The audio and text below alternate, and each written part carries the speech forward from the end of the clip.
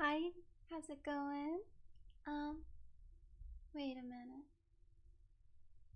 I don't think it's working. For some reason, my music keeps turning off, and I don't know how to fix it.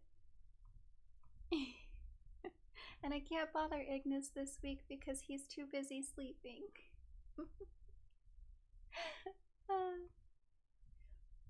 Okay, let's see. There we go. But hi, Queen. Hi, the spoiler. Oh.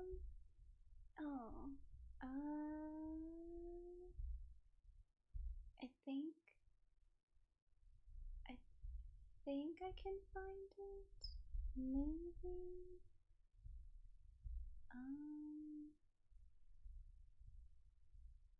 Hmm.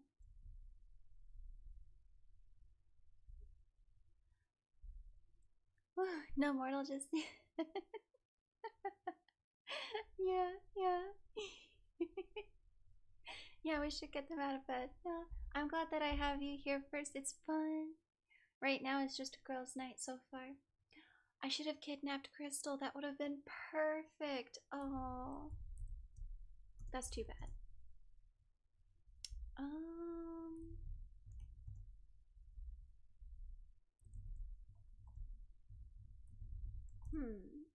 Is this the button that turns it on?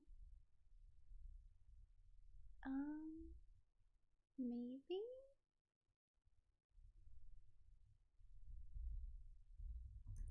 No, not that one. It doesn't. What about,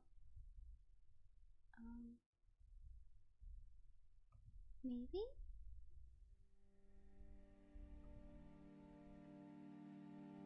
I see it moving on the bottom, so I think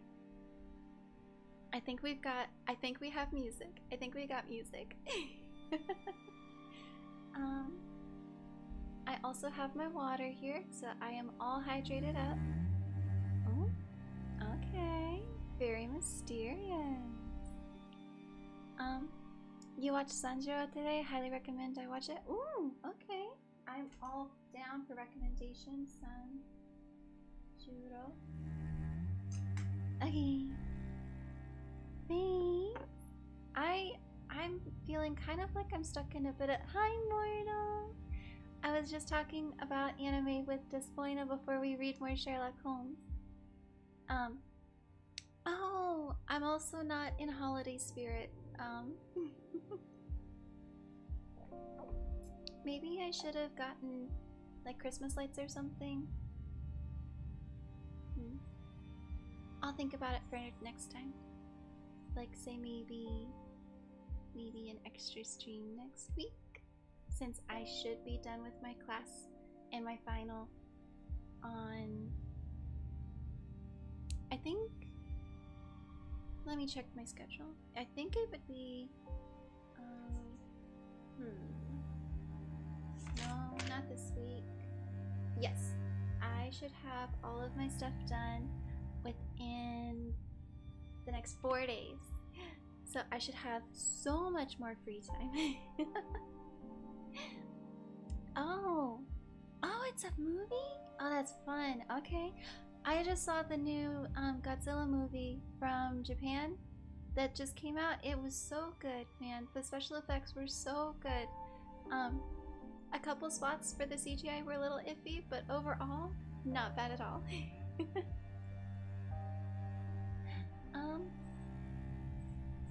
Hello? Hi, Cinder. Hi. Okay. She like just poked her head in and then immediately dipped. Let's see. Is my chair? Yes, my chair is where I want it. I know, Cinder Cameo. One of these days I'll get her to give you guys some ASMR in like the like oh, what's the word?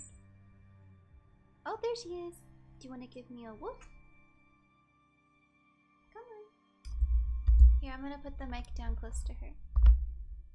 Oh no, she's scared? Come. Wanna a whoop? Come on. No. Whoop. Good girl. What a good dog. Yeah, she is very toasty. I don't have the heater on, but it is definitely cold now. Oh my gosh, it is so cold. Hmm. I wish that this music... Oh my gosh. The music changes level so much. I think this is the one that... I don't think I liked this one.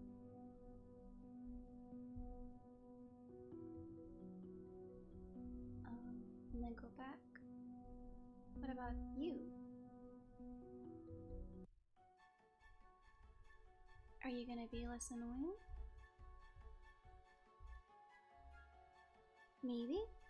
What breed is she? She doesn't sound small. She is small. She's a medium breed. She'll only stay about 40 pounds heavy.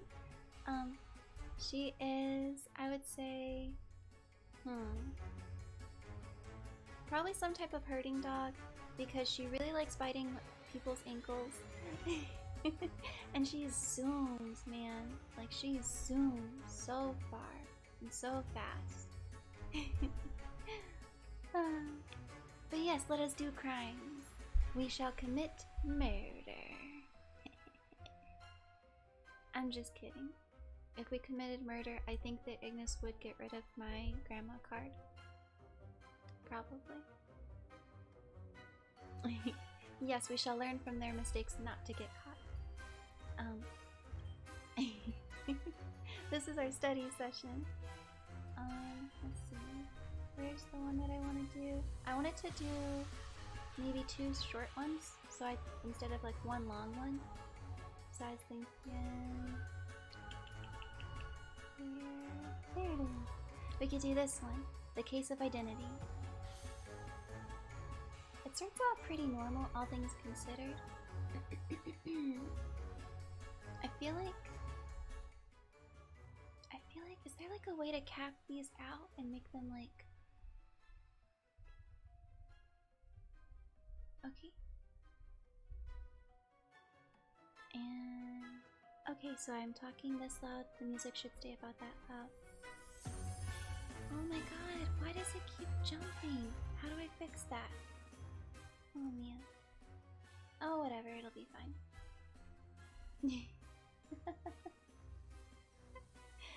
Okay.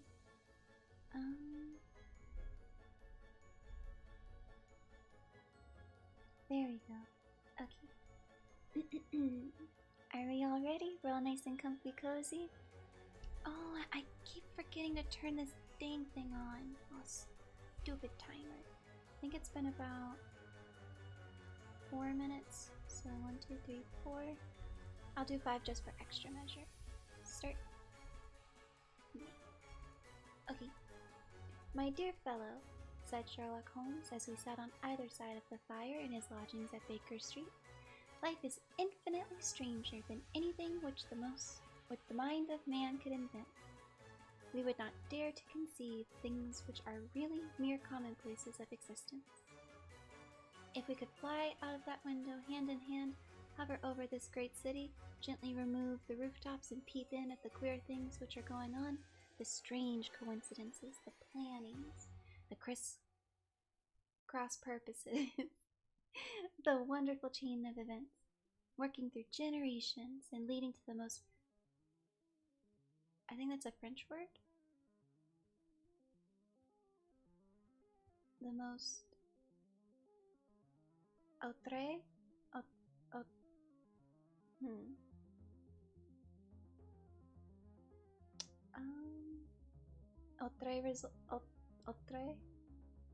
results? It would make all fiction with its conventionalities and foreseen conclusions most stale and unprofitable. Where's life without the mystery, man? You got it right in one. You help it, your French is already abysmal. Yeah, it's okay. It's okay.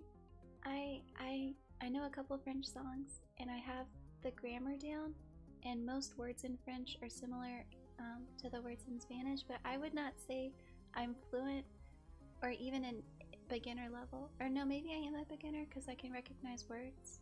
and make some sentences. So I'm a very basic beginner. Maybe one day we'll do a Duolingo stream and I'll grind my my French skills. Yet I am not convinced of it. The cases which come to light in the papers are, as a rule, bald enough and vulgar enough. We have in our police reports realism pushed to its extreme limits, and yet the result is, it must be confessed, neither fascinating nor artistic. A certain selection and discretion must be used in producing a realistic effect.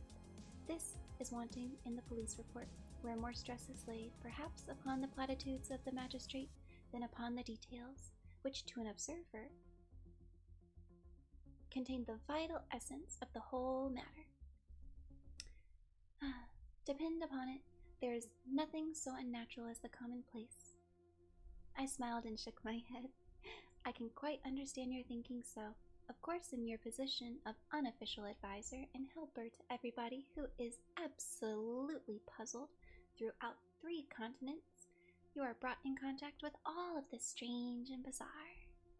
But here, let us put up the practical test. Here's the first heading upon which I come. A husband's cruelty to his wife. Oh no. Does this have any trigger warnings I should know about? I'm gonna look it up on Google real quick. I don't want to make a... just in case. Just in case. Oh wait, no. I gotta go to Google first. Google. Okay. Case of identity triggers. Oh, I need to put in Sherlock Holmes. I got a bunch of stuff about like how to treat yourself better.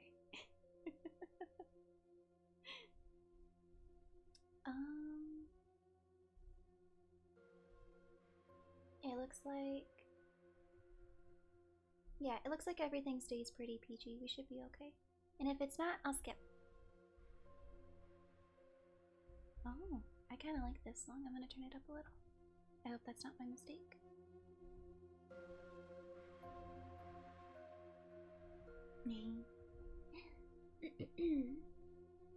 Where was I? Oh yes, the cruelty of a husband against his wife. There's half a column of... Can you hear her scratching herself? Hi girl. You wanna come? Who's a good girl? Is it my little dog? Oh, such a tiny little puppy. Oh, such a little baby. Little tiny puppy. Oh, thank you. She gave me her paw for shakes. Oh, she's so nice. How polite. What a good dog.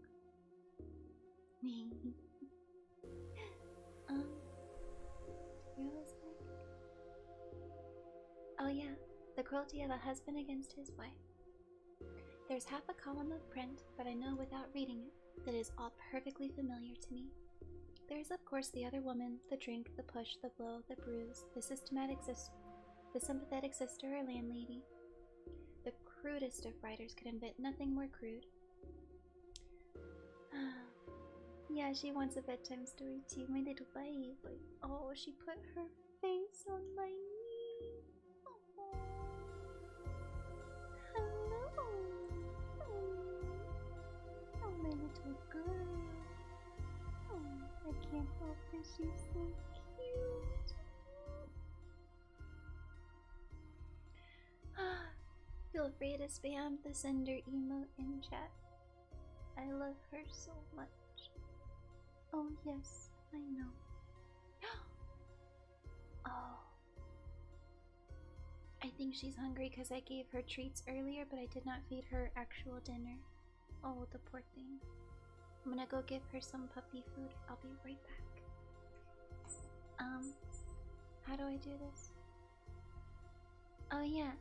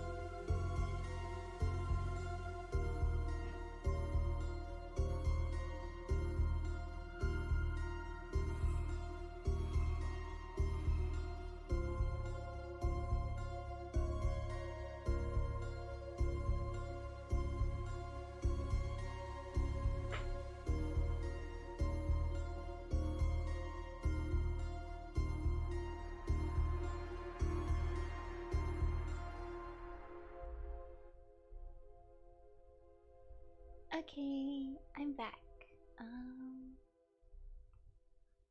There I am. Okay, where was I?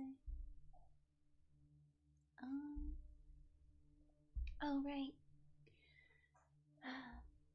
Very dull writing for a very unfortunate situation. Here we go.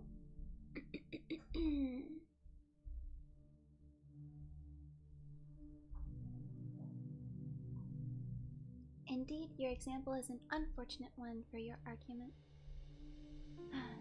Holmes takes the paper, glancing his eye down it. This is the Dundas separation case, and as it happens, I was engaged in clearing up some small portions in connection with it.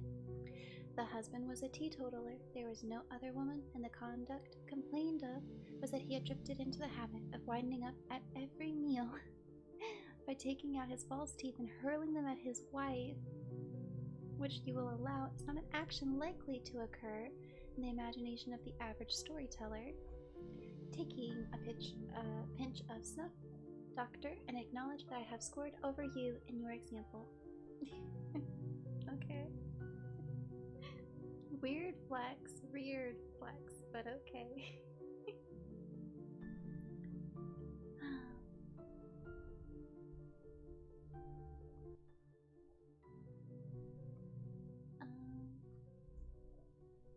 Yes, okay. He held out his snuff box of old gold with a great amethyst in the center of the lid. Its splendor was in such contrast to his homely ways and simple life that I couldn't help but comment upon it. Ah, I forgot that I had not seen you for some weeks. It's a little souvenir from the King of Bohemia in return for my assistance in the case of Irene Adler papers. And the ring, which had sparkled upon his finger. It was from the reigning family of Holland, though the manner in which I have served them was of such delicacy that I cannot confide it even to you. Though you have been good enough to chronicle one or two of my problems. And have you any on hand just now? Some 10 or 12, but none of which are at present any feature of interest. They are important, you understand, without being interesting. Indeed, I have found that it is usually of unimportant matters that there is a field for the observation, and for the quick analysis of cause and effect, which gives the charm to an investigation. The larger crimes are apt to... Already done with your dinner? That's so fast. Did you breathe?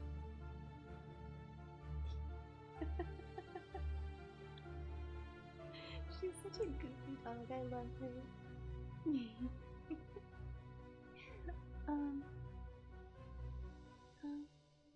Oh yeah. The bigger the crime, the more obvious, as a rule, is the motive. In these cases, save for one rather intricate matter, which has been referred to me from Marseille. Marseille? That's a French name. Treaty of Versailles, Marseille.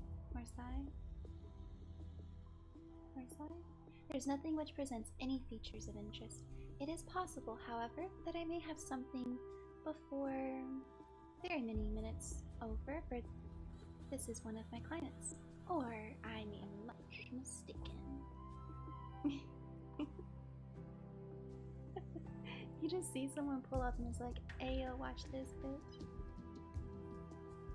Oh, I'm not giving you more treats. Oh. Yeah. You wanna snap? Oh no, she's still scared of the mic. That's okay. That's okay. I will get her to sniff for you someday. Okay, well, he rises out of his chair and standing before the parted blinds, gazing down at the dull, neutral-tinted London street, looks over his shoulder. I see that on the pavement opposite stood a large woman with a heavy fur boa around her neck and a large curling red feather in a broad-brimmed hat, which was tilted in a coquettish Duchess of Devonshire fashion. From under the great canopy, maybe? I think maybe it's a Monopoly? From under this great monopoly, she peeped up in a nervous, hesitating fashion at our windows, while her body oscillated backward and forward, and her fingers fidgeted with her gloved buttons. Suddenly, with a plunge as if a swimmer leaves the bank, she hurried across the road, and we heard the sharp clang of the bell. I have seen those symptoms before, Holmes says, throwing the cigarette into the fire. Oscillation upon the pavement always means an affair to cure. She would like advice, but is not sure that the matter is not too delicate for communication. And yet even here we may discriminate. When a woman has been seriously wronged by a man, she no longer oscillates, and the usual symptom is a broken bell wire. Here we may take it that there is a love matter, but that the maiden is not so much angry as perplexed or grieved. But there she comes in person to resolve our doubts. As he spoke, there was a rap at the door, and the boy in buttons entered to announce Miss Mary Sutherland, while the lady herself loomed behind his small figure like a full-sailed merchantman behind a tiny pilot boat. Sherlock Holmes welcomed her with the ease, courtesy for which he was remarkable, and having closed the door and bowed to her in an armchair, he looked her over in the minute and yet abstracted fashion which was peculiar to only him. Do you not find that with your short sight it is a little trying to do so much typewriting? I did at first, but now I know where the letters are without even looking. Then, suddenly realizing the full purport of his words, she gave a violent start and looked up with fear and astonishment. You've heard about me, Mr. Holmes? How else could you have known all of that? Well, never mind. It is my business to know things. Perhaps I have trained myself to see what others overlook. If not, why should you come to consult me? I came to you, sir, because I heard of you from Mrs. Etheridge, whose husband you found so easily when the police and everyone had given him up for dead. Oh, Mr. Holmes, I wish you would do so much for me. As much for me. I'm not rich, but still I have 100 a year in my own right, besides the little that I make by the machine. I would give it all to know what has become of Mr. Hosmer Angel. Why did you come all the way to consult me in such a way? Again, startled look came over her somewhat vacuous face. Yes, I did bang out of the house, for it made me angry to see the easy way in which Mr. Windibank, that is, my father, took it all. He would not go to the police, and he would not go to you, and so at last he would do nothing and kept on saying that there was no harm done. It made me mad, and I just on with my things and came right away with you.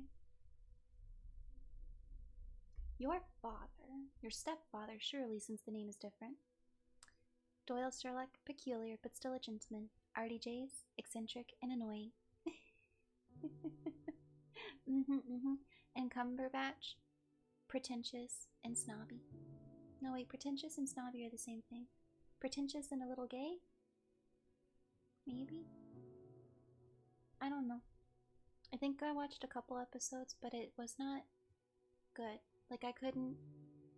His conclusions were not possible to be, like, to come away with, if not for the fact that, like, he was, like, in a completely... Like, none of the deductions that he made were something that the audience could make.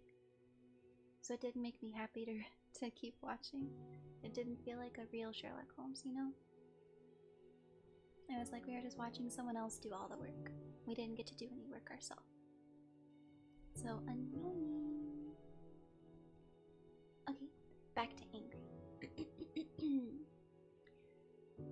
You never watched it? You did watch Elementary though? Oh, was Elementary good? I have not seen it, but I love detective shows like that. Like The Mentalist. That blonde guy was so cute. Too bad he had so much damage. Elementary is good? Okay, I'll have to check it out too. I'm gonna write that down. Sanjuro and Elementary. Thank you. call him father, though it sounds funny too, for he's only 5 years and 2 months older than myself. And your mother is alive? Oh yes, mother is alive and well.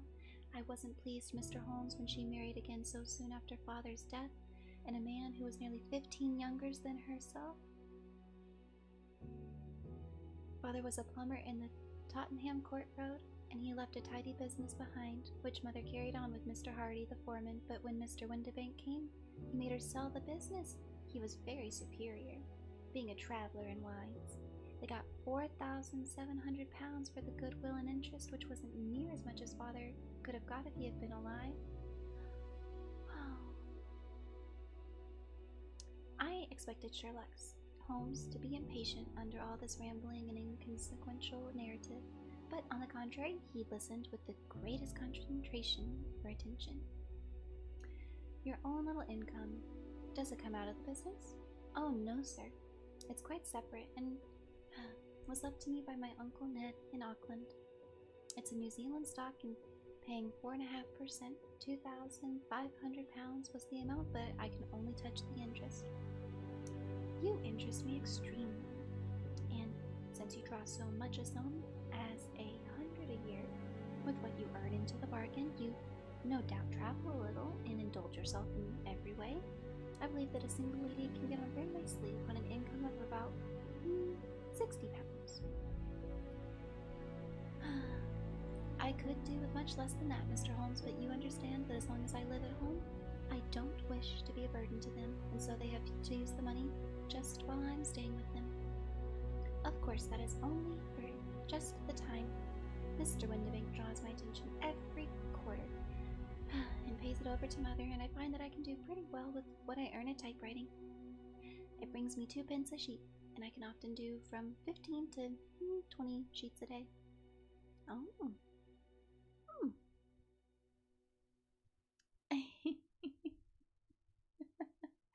Unacceptable.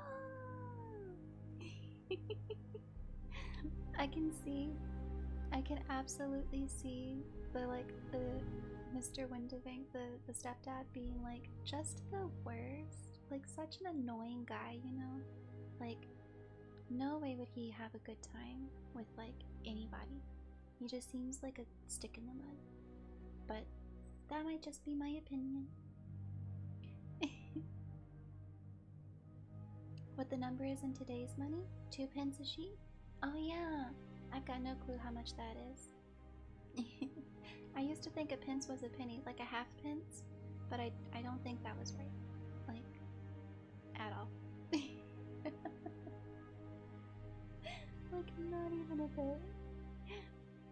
How much is 2 pence? Well, no, wait, 2 pence times 10 would be 20 pence. 20 pence. So 30 to 40 pence a day. Oh my god. So she gets paid about less than 50 cents a day. That's crazy. Oh my god. I have to remember that this is predating our lovely man, Mr. Lovecraft, because that's wild to me. I can't imagine. Oh. Hello?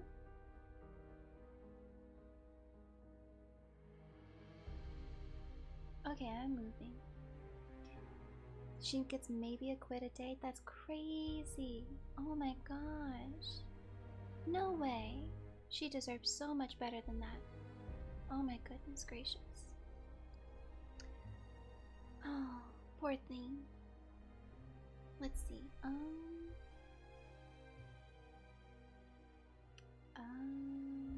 am I? Oh yeah.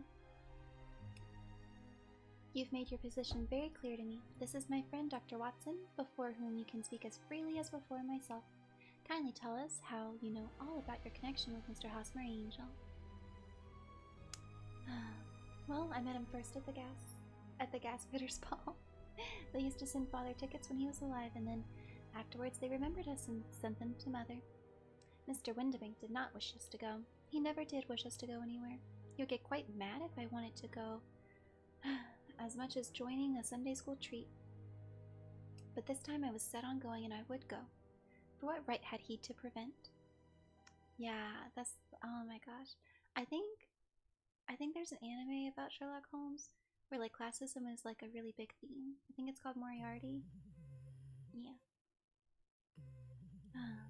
He said the folk were not fit for us to know when all father's friends were to be there, and he said that I had nothing fit to wear when I had my purple plush that I had never so much as taken out of the drawer. At last, when nothing else would do, he went off to France upon the business of the firm, but we went, Mother and I, with Mr. Hardy, who used to be our foreman, and it was there I met Mr. Hosmer Angel. I suppose that when Mr. Windibank came back, he was very annoyed to have seen you go to the ball. Well, he was very good about it. He laughed, I remembered, and shrugged his shoulders and said there was no use denying anything to a woman, for she would have her way. I see, then at the Gasperder's ball you met, and I understand a gentleman called Mr. Hosmer Angel. Yes, sir, I met him that night, and he called next day to ask if he had gone home all safe, and after that we met him. That is to say, Mr. Holmes, I met him twice for walks, but after that father came back again, and Angel could not come to the house any more. Oh, no? Well, you know father didn't like anything of the sort. He wouldn't have any visitors if he could keep it. But then I used to say to mother, a one wants her own circle to begin with, and I had not gotten mine yet.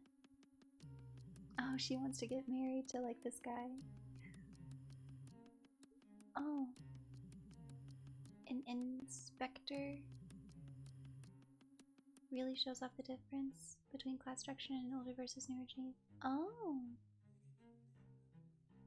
An inspector called Really.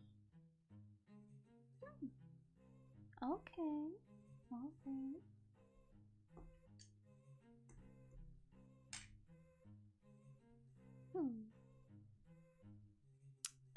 Oh, I see. She's okay. Wait.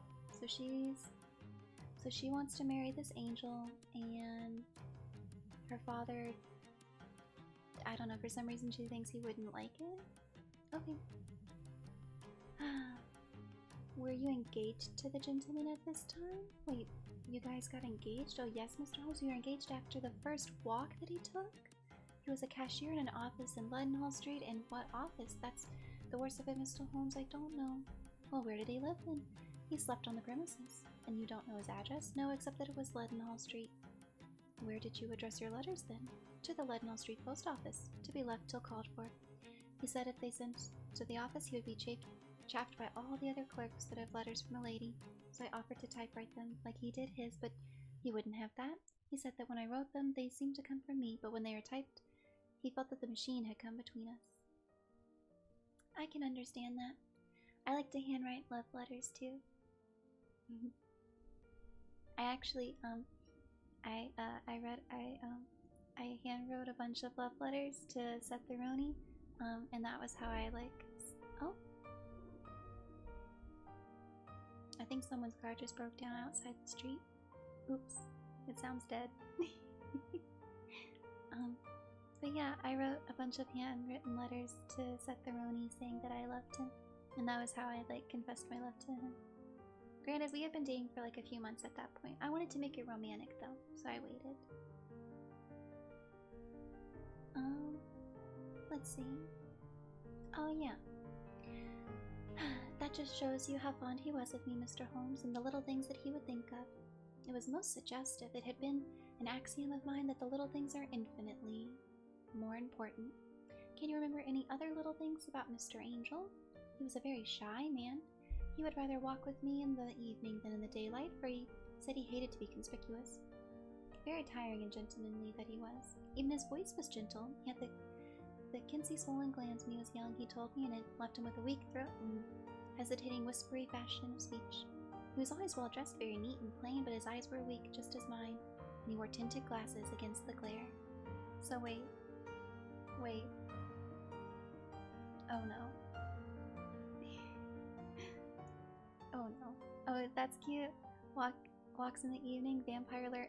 Okay, not only vampire alert, but like, okay, so he wears sunglasses. He changes his voice, obviously, because he talks like a whispery, like, stuttery voice. He didn't tell her where he lived. He would rather have her do handwritten letters than typed letters, and he wanted her to, and he didn't want to tell her where he worked specifically, let alone where he lived. So, and if it's at night, he could also be like a guy cheating on his wife with her. So, I don't know. I've got several theories, several ideas.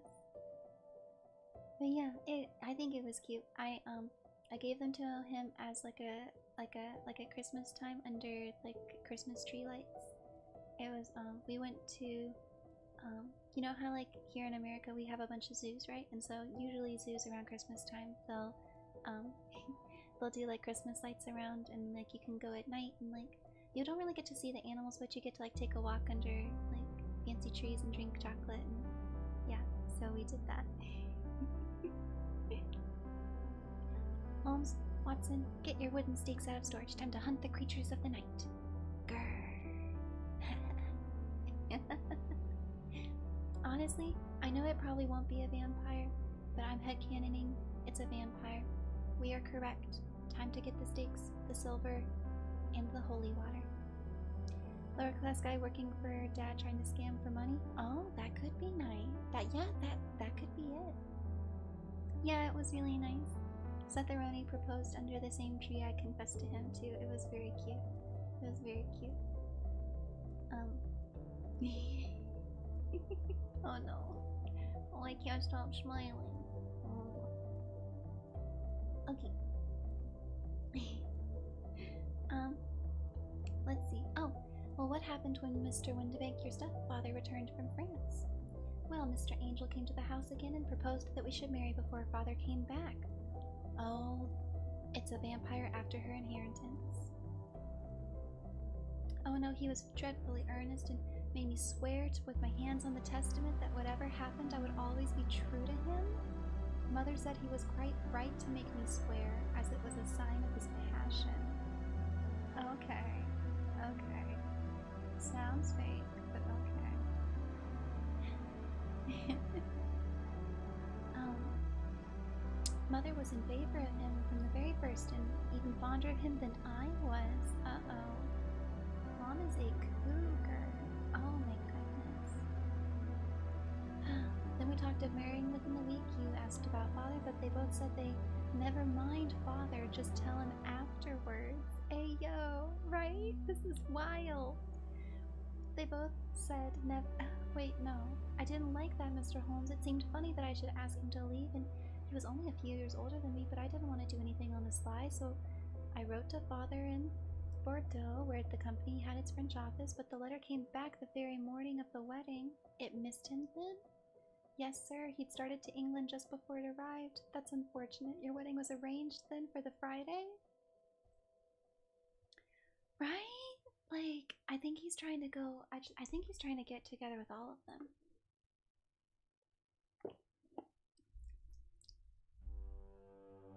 There we go. Oh my goodness.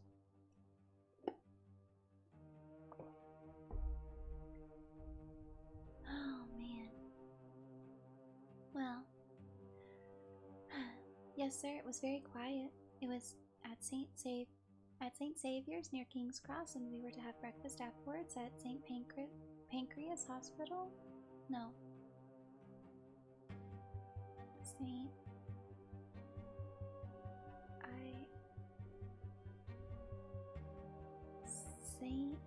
Pancras Hotel.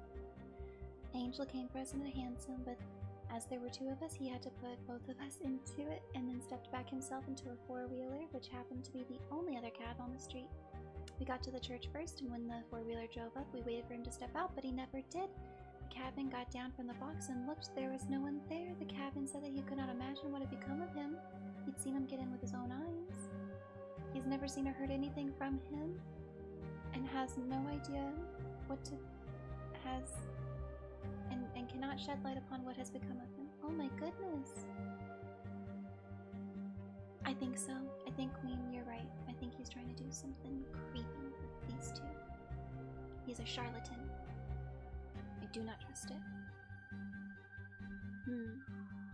I It seems to me that you were treated very shamefully. Oh no, sir, he was too kind to leave me so. Why, all the morning he was saying to me that whatever happened, I was to be true, and that even if something quite unforeseen occurred, I was always to remember that I was pledged to him and that he would come claim his pledge sooner or later. It seems strange talk for a wedding morning. I'll say, girl, get out of there. Dude, this is like... This is bad news bears, darling. Missing 411 Gilded Age Edition.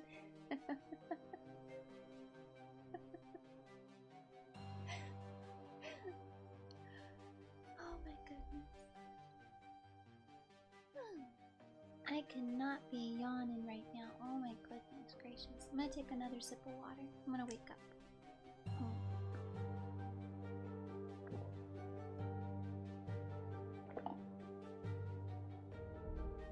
Okay.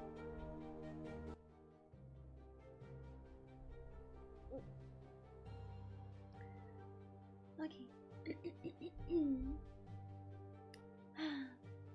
It was strange talk for a wedding morning, but that happens since it gives a meaning to it. Oh, it was weird, but I guess that just makes it more memorable. Are you kidding me?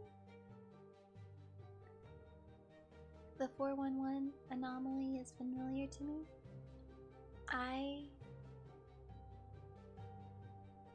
It sounds familiar, but I do not think I have information. Like, it's one of those things that my brain says you know, but like I'm a teacher, right? So like sometimes I'll see kids in a parking lot or like at the store, and I'm like, oh hey you, like your face is so familiar, but you're like, it's been 5 years, you don't look the same. So sometimes it's hard for me to remember things, but I would say it's that level of familiar, like a dream you remember having, but you don't remember the details, kind of like familiar. Okay.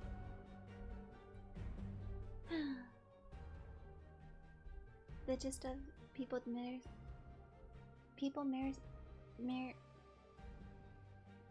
mysteriously disappearing, usually the US national parks. Yep. Despoina, you are absolutely 100% correct. National parks are the devil's playground. Gotta be careful. I think... I know we were kind of joking about the vampire thing, but it kind of, like, maybe he realized, oh, I can't step into a church, I'm a demon, so, like, I can't get in. So, I'm still gonna go with the creature of the night.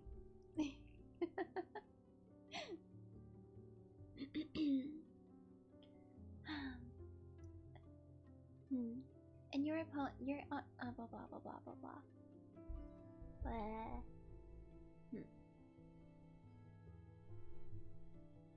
Okay. Most certainly it does. Your opinion is then that some unforeseen catastrophe has occurred to him. Why, yes, sir. I believe he foresaw some danger, or else he would not have talked so. And then I think that what he foresaw actually happened. You have no notion as to what it could have been? Not a one. One more question. How did your mother take the matter?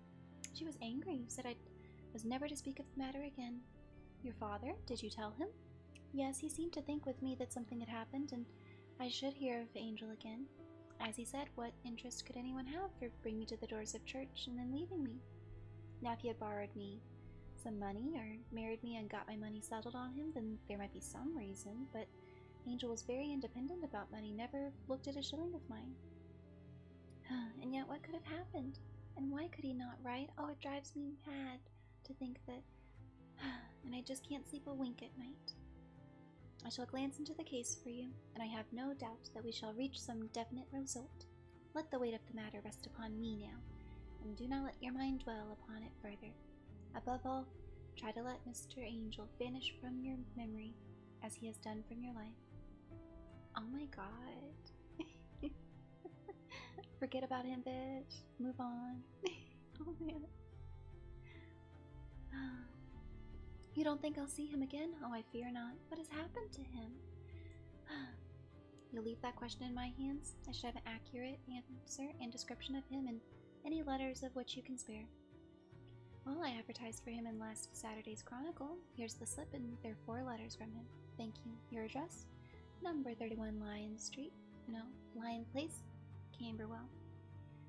Mr. Angel's address you never had, I understand. Where's your father's place of business? He travels for Westhouse and Marchbank. No, Marbank? Marbank. The Great Claret Importers of Fenchurch Street. Oh my goodness. Thank you. You have made your statement very clearly. You will leave the papers here and remember the advice. Let the whole incident be a sealed book. Do not allow it to affect your life further. You're very kind, Mr. Holmes, but I cannot do that. I shall be true to Angel. He'll find me ready when he comes back. Girl. Girl, no. Darling, no. It's not worth it. For all of the preposterous hat and vacuous face, there was something noble in such faith for our visitor. She laid her little bundle of papers upon the table and went her way, and promised to come back again whenever she might be summoned. Sherlock sat in silence for a few minutes with his fingertips pressed together, his legs stretched out in front of him, gaze directed right upon the ceiling. Then he took down from the rack the old and oily clay pipe, which was to him a counselor, and having lit it, leaned back in his chair with thick blue cloud wreaths spinning up from him, and a look of infinite languor on his face. Eva, totally, man. How the fuck did he make her this down bad, like some notes? Honestly, if he was a good smut fanfiction writer, then he probably got her down bad enough. But also, like, I don't know. I don't like people who are so mousy. Like in Naruto, I really didn't like Hinata. Like, she was so annoying to me. I don't like it when people are so terribly shy. I don't know, I don't think it's cute. I don't like the whole, like, shy, like, aesthetic. I can't get it behind it. But maybe that's just because the shy people tend to be very, like, bad at noticing cues. Like, I had to be so obvious with Seth Theroney. I almost sat in his lap before he realized I thought he was cute. I asked him out on 3 dates before that, too. Like, it was bad. But yeah, he also, well, he's also kind of shy, so maybe I shouldn't say bad things about shy people too much. After all, I'm marrying one.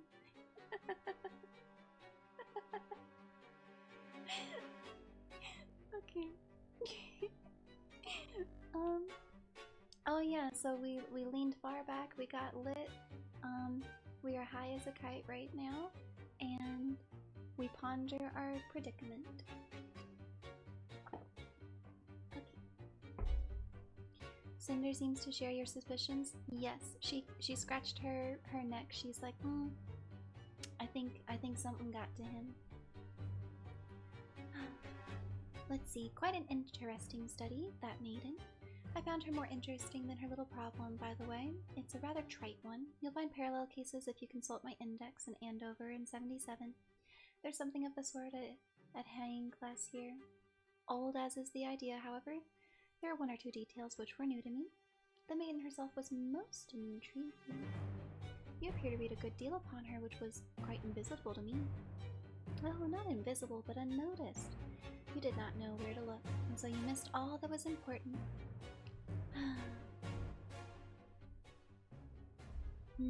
I can never bring you to realize the importance of sleeves, the suggestiveness of thumbnails, or the great issues that may hang from a bootlace. Let's see. Now, what did you gather from that woman's appearance? Describe it. Well, she had a slate-colored broad-brimmed straw hat with a feather of a brickish red.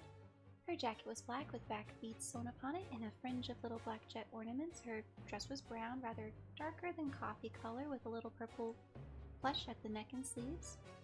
Gloves were gray and were worn through at the right forefinger. Her boots I did not observe. She had small, round, hanging gold earrings, and general air of being fairly well-to-do in a vulgar, comfortable, easygoing way. So, she's a rich bitch who dresses a little bit provocatively, is the picture I'm getting based on Watson. Okay. Upon my word, Watson, you are coming along wonderfully. You've really done very well indeed. It is true that you missed everything of importance, but you've hit upon the method and you have a quite good eye for color. Never trust to general impressions, my boy, but concentrate yourself upon details. My first glance is always at a woman's sleeve. It's a man.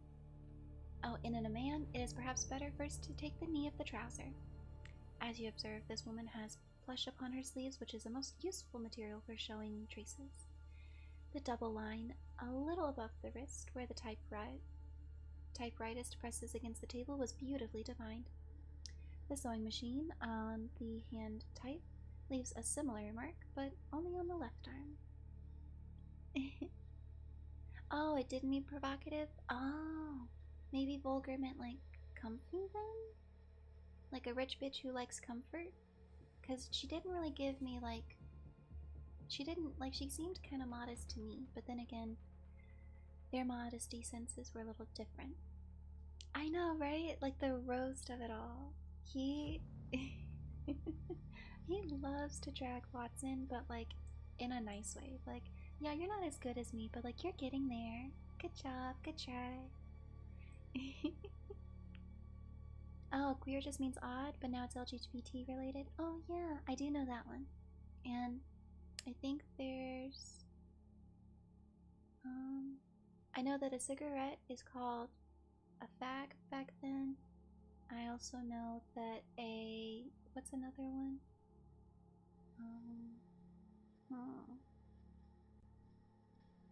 I cannot recall. My brain is empty. I wrote 2 papers this weekend, and I finished my part of the final group project, and I am hoping that everyone does their part so I don't have to do extra work next week. Oh, it is still called that? Oh, sounds good. Thanks for letting me know. My grandkids are so nice, so well spoken, so smart.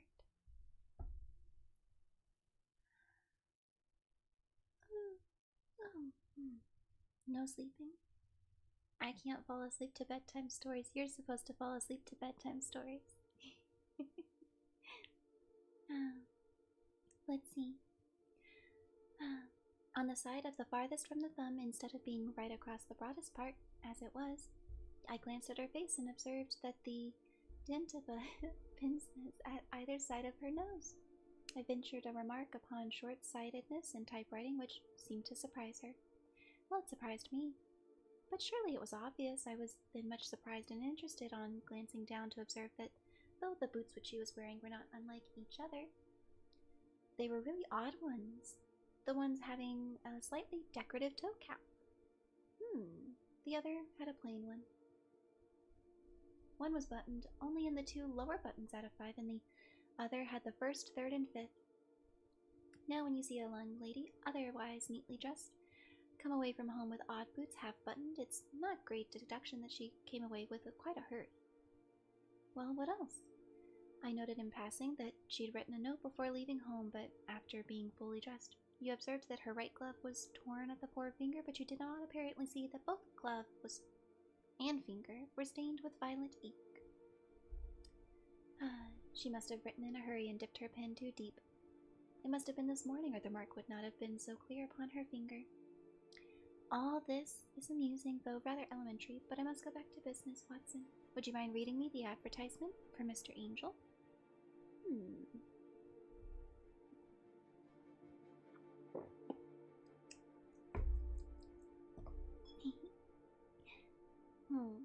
Missing on the morning of the 14th, a gentleman named Hosmer Angel, about 5'7" in height, strongly built, sallow complexion, black hair a little bald in the center, bushy black side whiskers and mustache, tinted glasses, slight infirmary of speech. Was dressed last seen in a black frock coat laced with silk, a black waistcoat, a gold Albert chain, in gray Harris tweed trousers with brown gaiters over elastic-sided boots. Known to have been employed in an office in Leadenhall Street. Anybody bringing, that'll do. As to the letters, they're very commonplace, absolutely no clue in them to the angel, save that he quotes Balzac a lot. That's an unfortunate last name. Almost as unfortunate a last name as a teacher with the last name Mrs. Cummings. Or Mrs. Cox. Spelled C-O-X, so I do not get myself in trouble. There's one remarkable point, however, which will no doubt strike you as quite the fancy. Yeah, no. So one of my coworkers, apparently here, yeah, no, that's a real name. If you look it up on Google, Americans, there's like a whole group of people with with those last names. It's like wild. Like I found some in like a couple different states that I looked up when I searched Google. It was very enlightening, but also very traumatizing. Like, I could not imagine being a 7th grade teacher with that last name, or like a high school teacher. My coworker used to teach at high school, and that was those were 2 high school teachers that she was stuck teaching with. I felt so bad for her, specifically her colleagues. Decaser. Oh, that's cool though. That's so cool.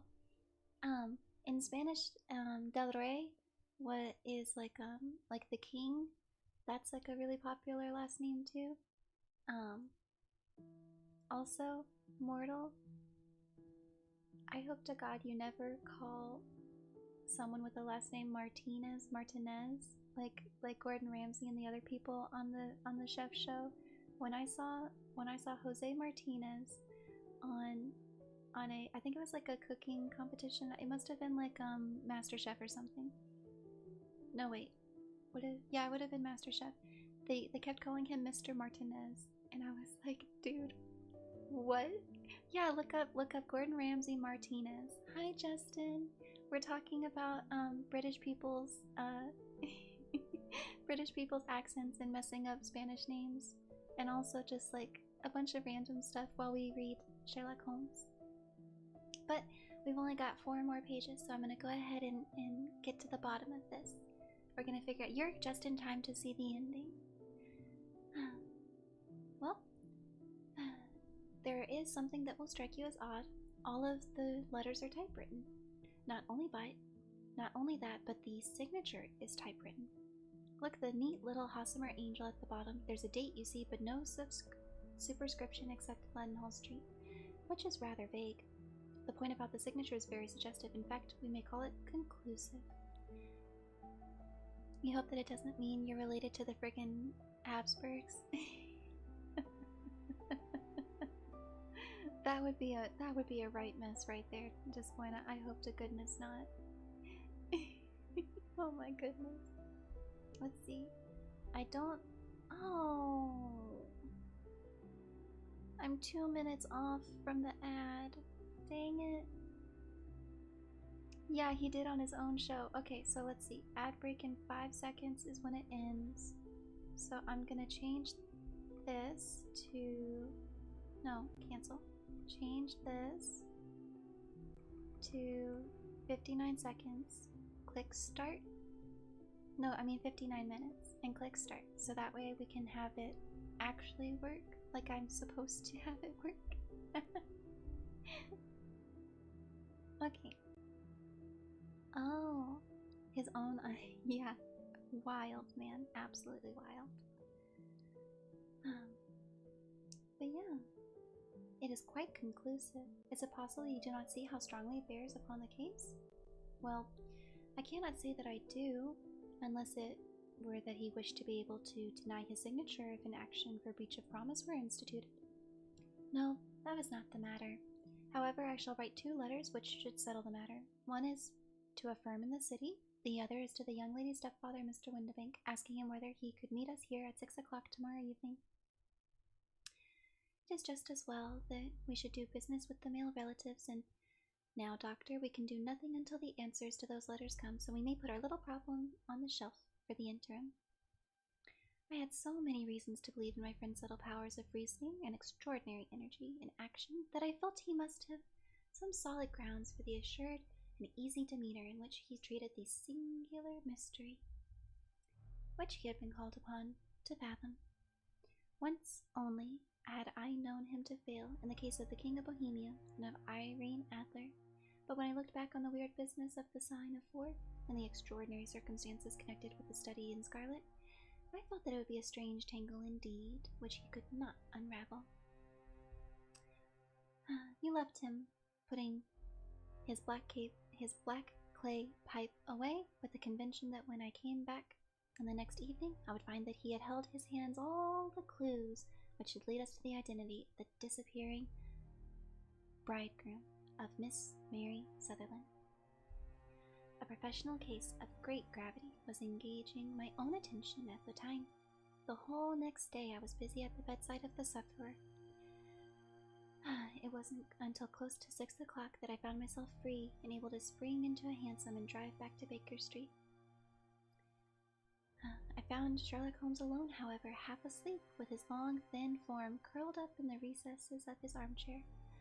A formidable array of bottles and test tubes with pungent, cleanly smelling of hydrochloric acid told me he spent his day in the chemical works which held him so dear. Oh my goodness. This man needs to stop getting himself high on his own supply. Have you solved it? Yes, it is biosulfate of baryta. No, the mystery. Oh, that. I thought of the salt that I had been working upon. There was never any mystery in the matter, though. As I said yesterday, some of the details are of interest. The only drawback is that there's no law, I fear, that can touch the scoundrel. Who was he then, and what was his object in deserting Miss Sutherland? The question was hardly out of my mouth, and Holmes had not yet opened his lips to reply, but we heard the heavy footfalls in the passage and the tap of a door. This is the girl's stepfather, Mr. James Windibank. He has written to me to say that he would be here at 6. Come in. The man who entered was a sturdy, middle-sized fellow, some 30 years of age, clean-shaven and sallow-skinned, with a bland, insinuating manner and a pair of wonderfully sharp and penetrating gray eyes. He shot a questioning glance at each of us, placing his shiny top hat upon the sideboard, and with a slight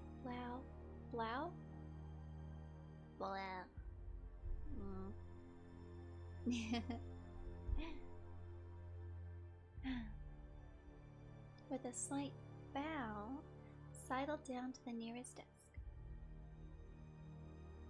That's a chair. Can I not read? Dude. Gotta go to bed. Good night. I hope you stay nice and warm on your outing tomorrow.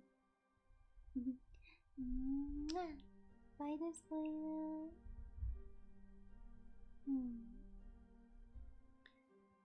Good evening, Mr. James Windibank. I think that this typewritten letter is from you, in which you made an appointment with me for 6 o'clock.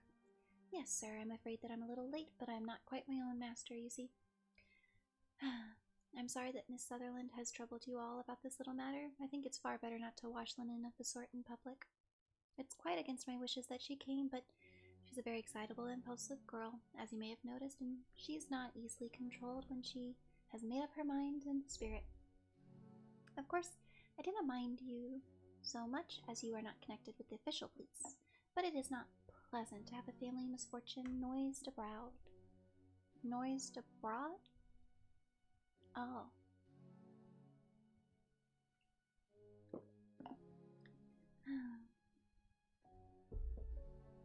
Besides, it is a useless expense. For now, how could you possibly find Mr. Angel? Oh, on the contrary, I have every reason to believe that I will succeed in discovering Mr. Hosmer Angel. He gave a violent start and dropped his gloves. It was the dad. It had to have been, right? Like he tried to marry his daughter and like get away with it, but he couldn't. Wait, no, then that would have been illegal. Maybe he was like messing with her? I don't know. Well, then I'm delighted to hear it. It's a curious thing that a typewriter has really quite as much individuality as a man's handwriting. Unless they're quite new, no two of them are writing exactly the same.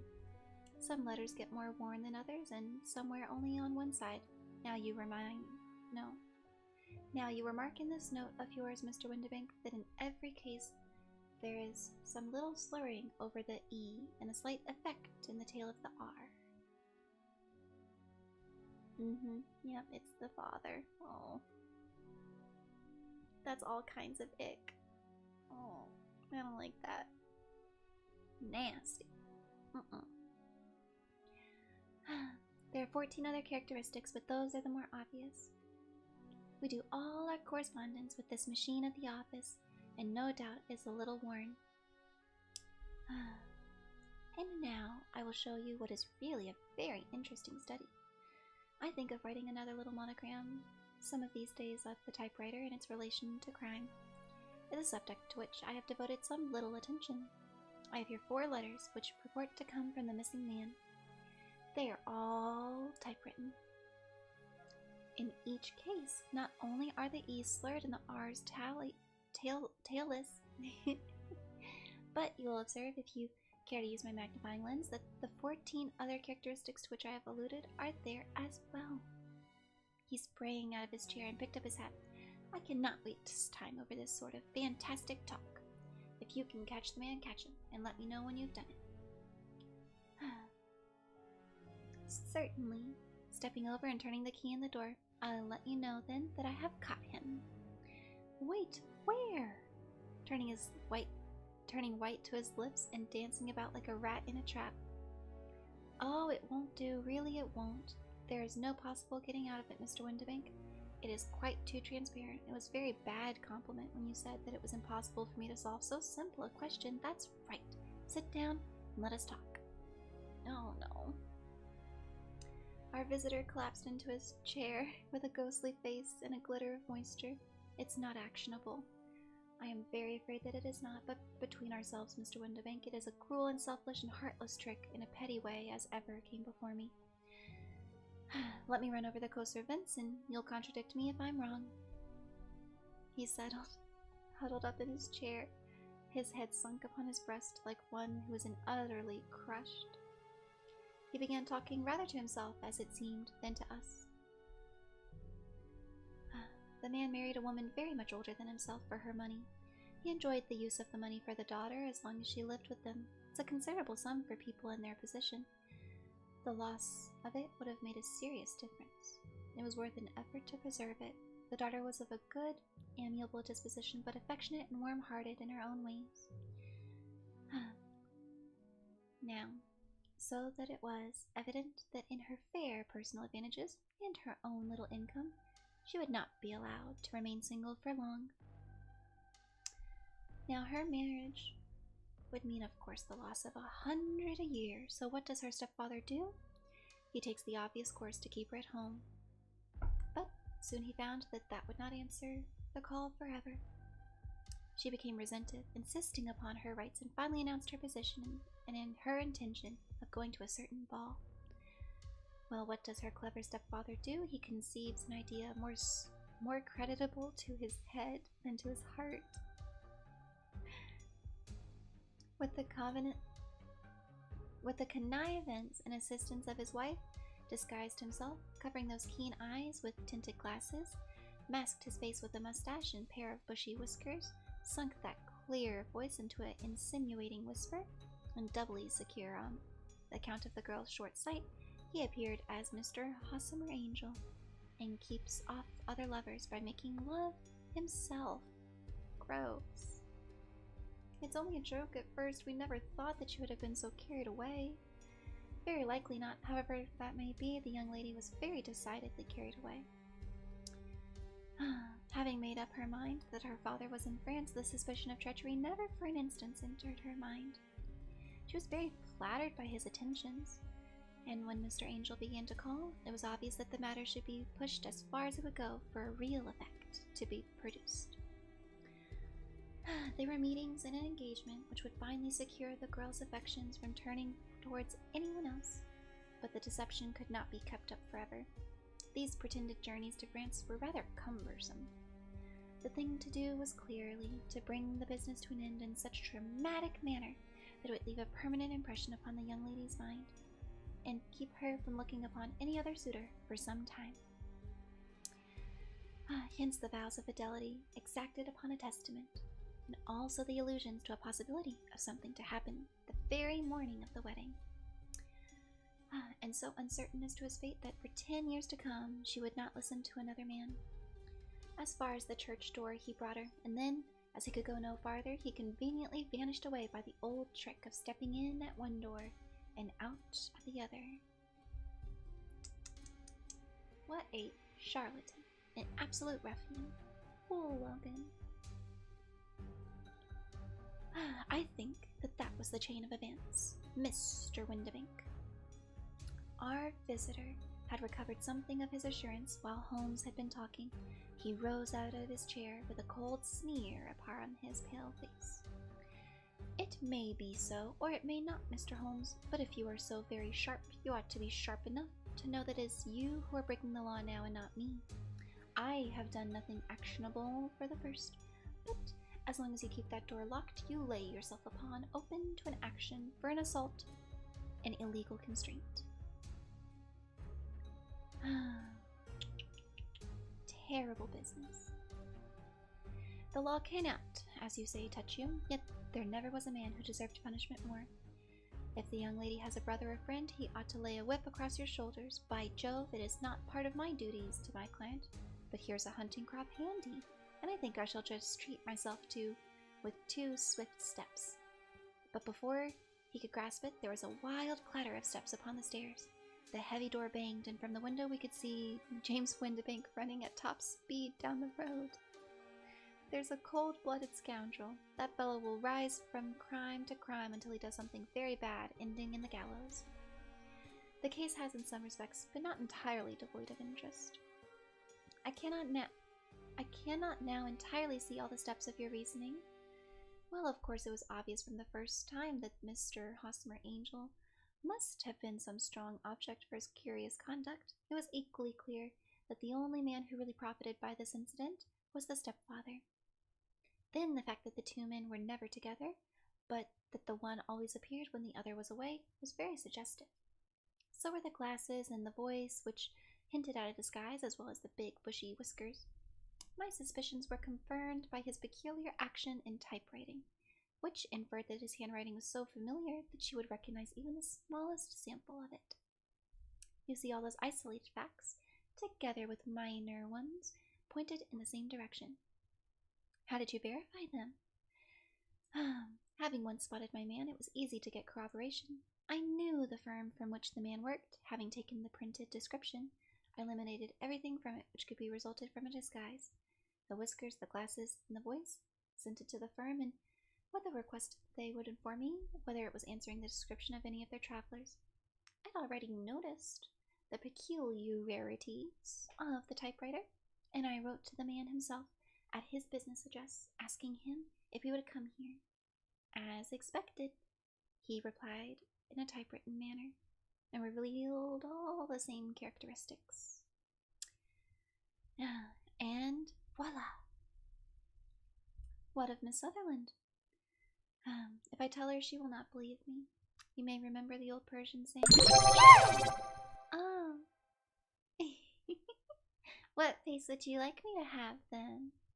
I have got several, as well as a myriad of combinations.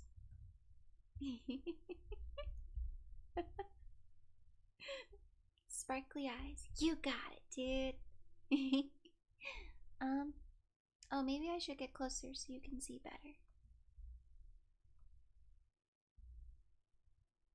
Oh?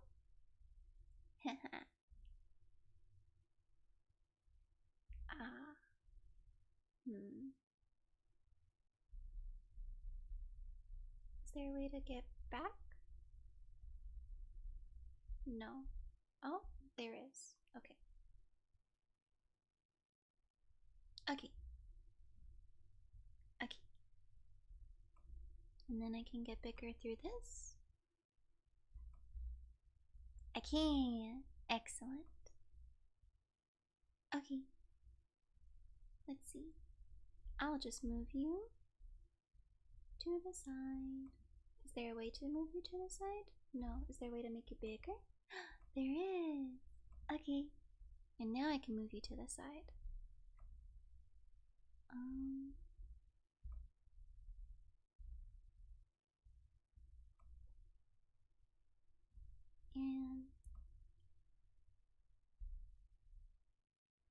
no.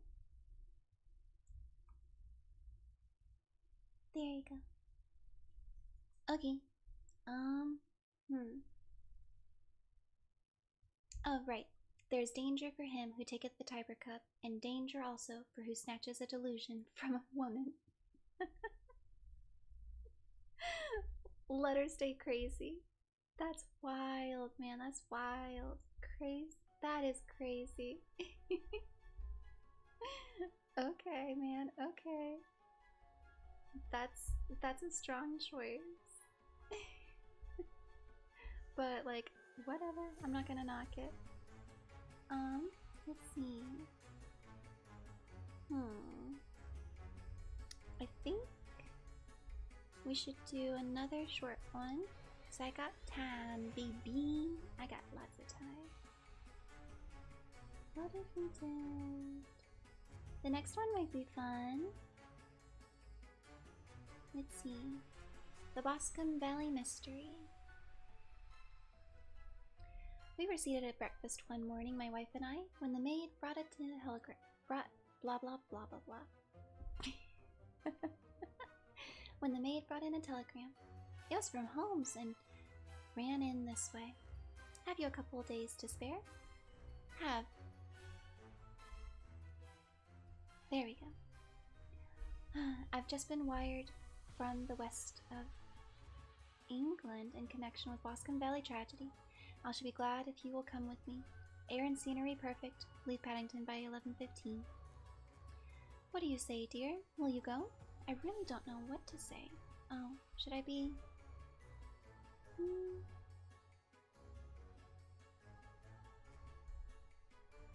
Maybe I'll make myself a little smaller. Just a little. Okay. Okay. Oh yeah, will you go? I really don't know what to say. I have a fairly long list at the present. Oh, you... Anstruther?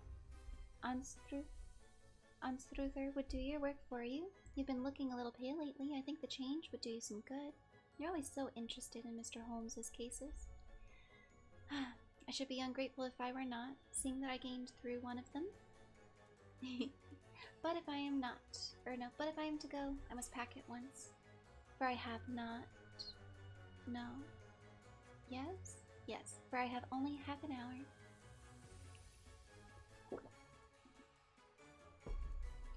My experience of camp life in Afghanistan has least had the effect of Oh my god. Can I read? Oh my goodness. My time in camp life in Afghanistan has at least had the effect of making me a prompt and ready traveler. My wants were few and simple, so that in less than the time stated that I was in a cab with my valet, rattling away to Paddington Station. Oh, wait a minute. Oh my goodness gracious. This is 20 pages? Do y'all want to go to the countryside? I think this is another short one. Or as short as I can see.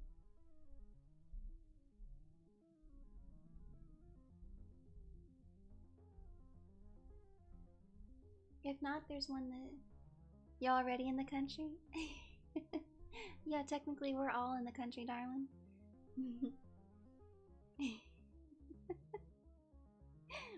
East Coast, still the country. Sometimes I forget that we're both country guys. Or guys and gals.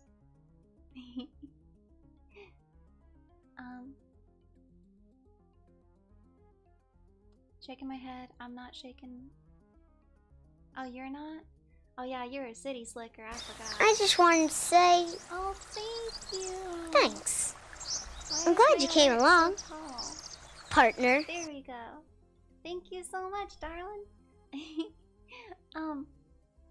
I am Grandma Greasy. I'm glad that you joined us. We're having a great time. We're reading Sherlock Holmes. And, if you want to, you can use, any of your channel points to do so many different things. Feel free to take a look around. We're all nice here, I promise. But yeah, thank you. I love you. Oh, I don't think I've ever put these two together. I kind of like that. That looks kind of cool. I kind of like this. This is kind of dope. Very hypnotic. Ooh. It's Britain. You're always living in a town. Yeah. Y'all are kind of stuck packed together like sardines on that little island. Sherlock Holmes from the 22nd century. But this is fine too. Oh yeah, that's why I had to do that. Oh, big stretch. I do need a big stretch. We've been sitting for an hour and a half. Okay, here comes my pops.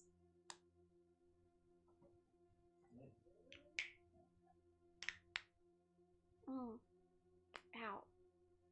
Oh. Okay. Oh, jeez Louise. Oh, Cinder's taking a stretch too? What a good dog. Oh, ow. Go. My back. I'm gonna stand up real quick. Oh. Oh, I popped my pelvic bone. Ah. Ooh. Okay. Okay. I'm gonna be right back. I'm gonna go take... I'm so big. Oh my goodness gracious. I'm gonna go grab some medicine for my hip. I'll be right back, okay? Oh crap.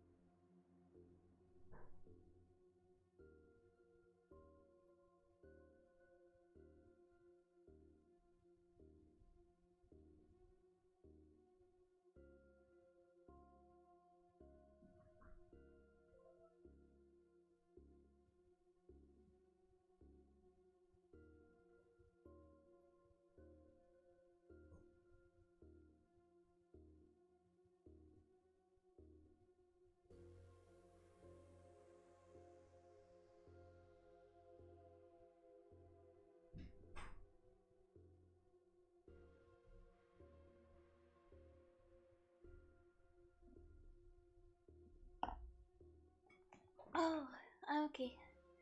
Oh my goodness. Thank y'all so much for being patient. Oh crap. Oh man. I didn't mean to crack myself so badly. But I'm okay. Thank you, Lazy, for helping me. I guess... Oh, you're 84 too? Great, we're twins. Oh, crap. Oh.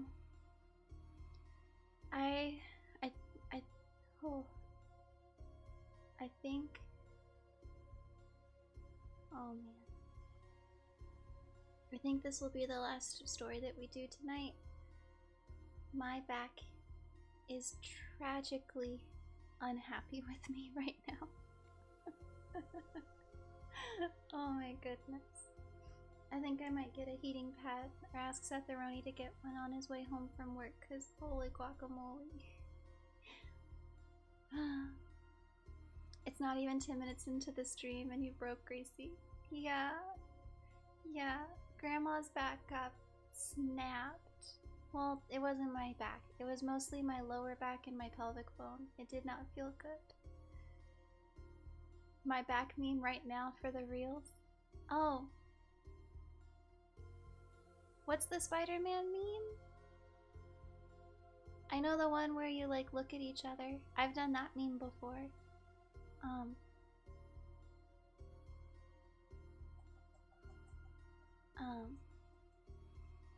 But I don't know what that meme is.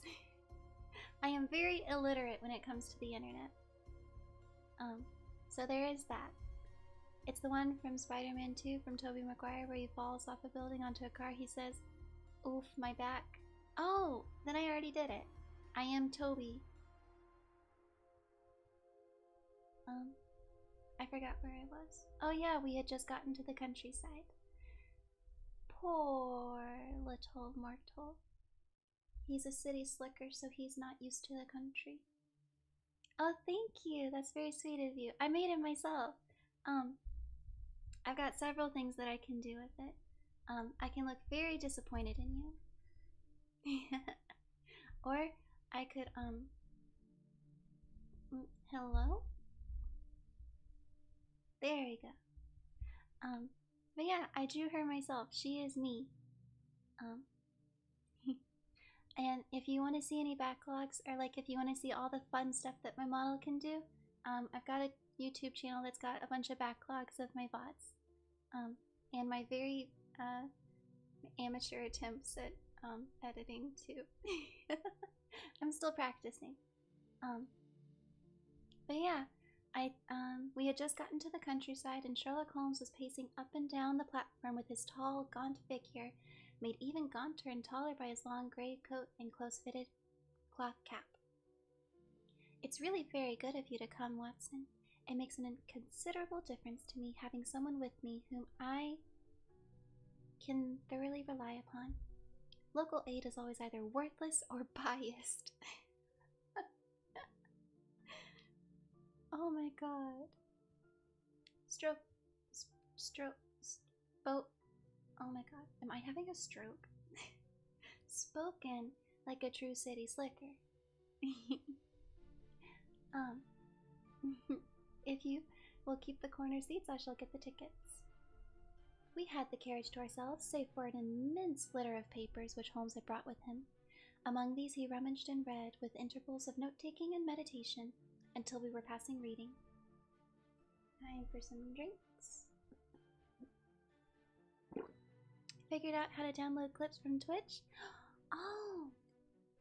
That's cool. You'll have to show me sometime. I am still woefully ignorant when it comes to this. Although Ignis is very happy about the clip that you made, considering I sounded like such a doofus. Or wait, no. Was it you or Immortal? It was, I don't know, but I have my own bitch boy clip now of me acting like an absolute doofus. As if I don't act like that all the time.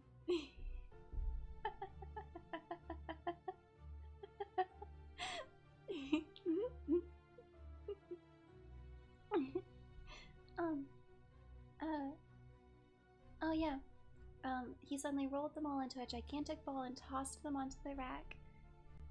Have you heard anything of the case? Not a word. I've not seen a paper for some days. The London press has not had a very full accounts. He's just been looking through all the recent papers in order to master the particulars. It seems, from what I gather, to be one of those simple cases which are so extremely difficult. That sounds a little paradoxical, don't you think?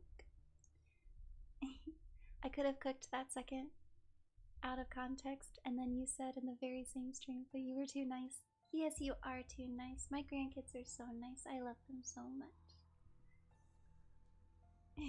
Now, I know, Justin. I can read. Remember, I used to be a preschool teacher before I became a middle school teacher. So I am used to hearing and reading gibberish.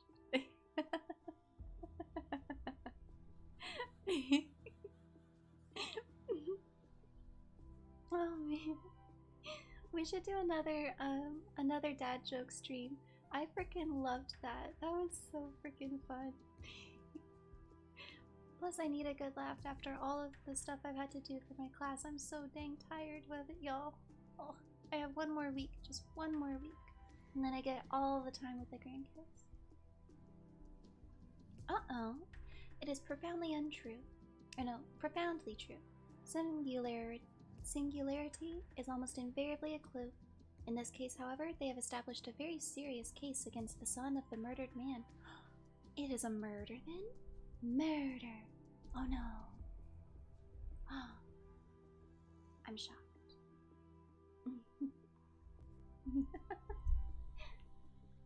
You forgot what the joke was, but the punchline at the end was Grace needs to get her dad joke license removed.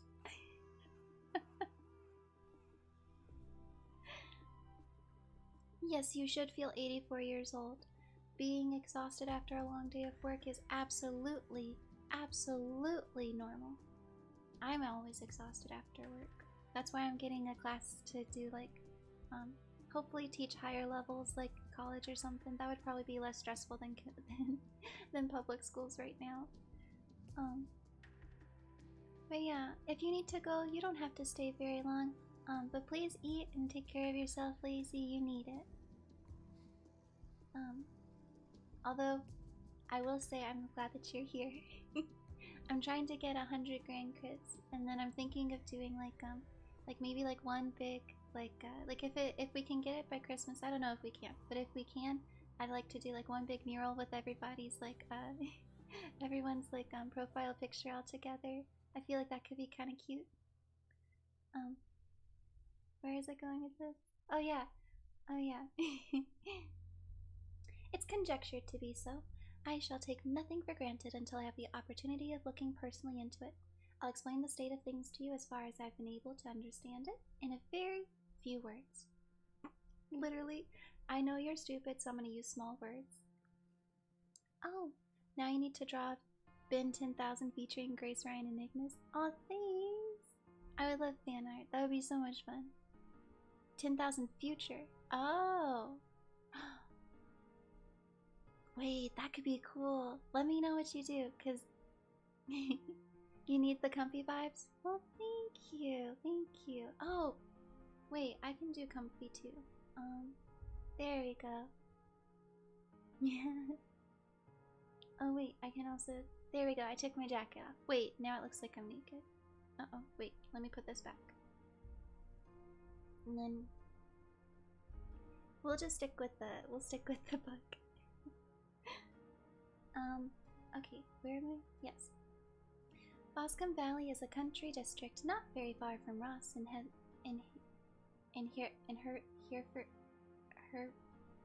Herefordshire. The largest landed property in that part is Mr. John Turner, who made his money in Australia and oh my god, I can't read. And returned some years ago to the old country. One of the farms which he held, that of Hatherley, was led to Mr. Charles McCarthy, who was also an ex-Australian. The men had known each other in the colonies, so that it was not unnatural that when they came to settle down, they should do so as near each other as possible. Turner was apparently the richer man, so McCarthy became his tenant, but still remained, it seems, upon terms of perfect equality, as they were frequently together. Mr. McCarthy had one son, a lad of 15, and Turner had only a daughter of the same age, but neither of them had wives living.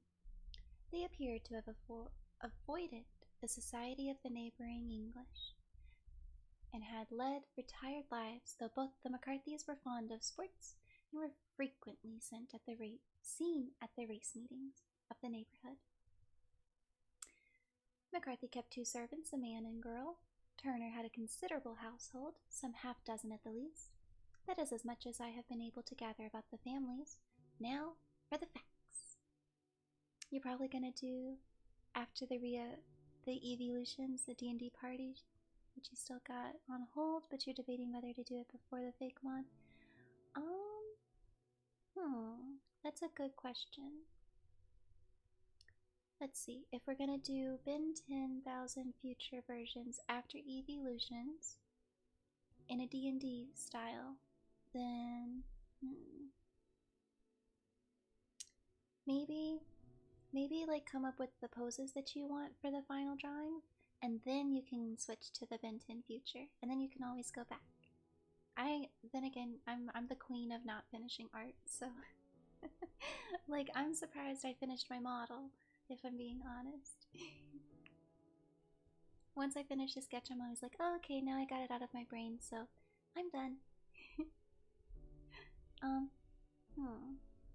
Oh, on June 3rd, on Monday last, McCarthy left his house at Hatherley about 3 in the afternoon, walked down to Boscombe Pool, which is a small lake formed by the spreading out of the stream. He had been out with his serving man in the morning, and he had told the man that he must hurry as he had an appointment of importance to keep at 3. From that appointment, he never came back alive. From Hatherley Farmhouse to the Boscombe Pool is a quarter of a mile, and 2 people saw him as he passed over the ground. One was an old woman, whose name is not mentioned. The other was William Crowder, a gamekeeper in the employ of Mr. Turner. Both these witnesses deposed that Mr. McCarthy was walking alone. The gamekeeper adds that within a few minutes of him seeing Mr. McCarthy, he had seen his son, Mr. James McCarthy, going the same way with a gun under his arm. To the best of his belief, the father was actually in sight at the time, and the son was following him. He thought no more of the matter until he heard in the evening of the tragedy that had occurred. Uh-oh. You almost did a similar thing to animation. Oh, you're probably gonna— oh wait, no, yes. You could with the extreme clip too, but you realized it would be too many drawings. Yeah, that would be a lot of drawings. That would be a lot. You don't have to do that, no worries.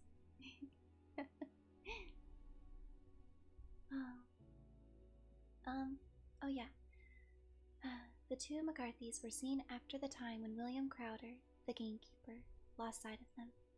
The Boscombe Pool is thickly wooded round, with just a fringe of grass and reeds around the edges. There we go. I thought the music was— there we go. Too big. A girl of 14, Patience Morin, was the daughter of the lodgekeeper, was in one of the wooded areas picking flowers. She states that while she was there, she saw at the border of the wood, close by the lake, Mr. McCarthy and his son. They appeared to be having a violent quarrel. She heard Mr. McCarthy the elder using very strong language with his son. She thought that the latter raised up his hand to strike his father. She was so frightened by the violence that she ran away and told her mama. She was afraid that they were going to fight. She hardly said the words when young Mr. McCarthy came running up to the lodge to say he found his father dead in the wood and ask for help from the lodgekeeper. He was very excited without either his gun or hat, and his right hand and sleeve were observed to be stained with fresh blood. On following him, they found the dead bodies stretched out upon the grass beside the pool. The head had been beaten in by repeated blows of some heavy and blunt weapon. The injuries were such that might very well have been inflicted by the butt end of his son's gun, which was found lying on the grass, within a few paces. Under these circumstances, the young man was instantly arrested, and a verdict of willful murder had been returned at the inquest on Tuesday. Oh no. He was on Wednesday brought before the magistrates, who have referred to the case next to assizes? I think that's a French word. We're gonna go with assizes, because I don't know how to say it in French. Those are the main facts of the case. I could hardly imagine a more damning case. If ever circumstantial evidence pointed to a criminal, it does so here. But circumstantial evidence is a very tricky thing. It may seem to point very straight to one thing, but if you shift your viewpoint a little, you may find it pointing in an equally uncompromising manner to something entirely different. It must be confessed, however, that the cases look exceedingly grave against the young man. It's very possible that he indeed is the culprit. Oh, poor boy. Poor boy. Poor stupid boy. There are several people in the neighborhood, however, and among them Miss Turner, the daughter of the neighboring landowner, who believed in his innocence and who had retained the Lestrade. I just wanted to say Oh, thank you. thanks. I'm glad you came along, partner. Oh. Namaki? Thank you, Namaki. That's very sweet of you. I'm Grandma Gracie, your grandma on the internet, and we're reading Sherlock Holmes. Sorry that my ASMR voice is not all breathy, but in my defense, I feel like I would lose my voice if I did too many whispers at once.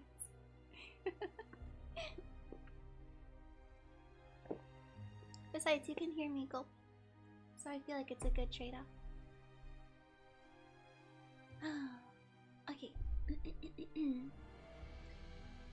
If you recall the collection within the study of Scarlet, to work out the case with his interest, Lestrade, being rather puzzled, had referred to the case to me, and hence it is that two middle-aged gentlemen are flying westward at 50 miles an hour instead of quietly digesting their breakfast at home. Oh, they're a bit loud. Uh-oh. Uh-oh. Let's see. Well, let's see. Is there a way for me to test it? Can I do one myself? I'll do another one. Redeem. Another one. Okay.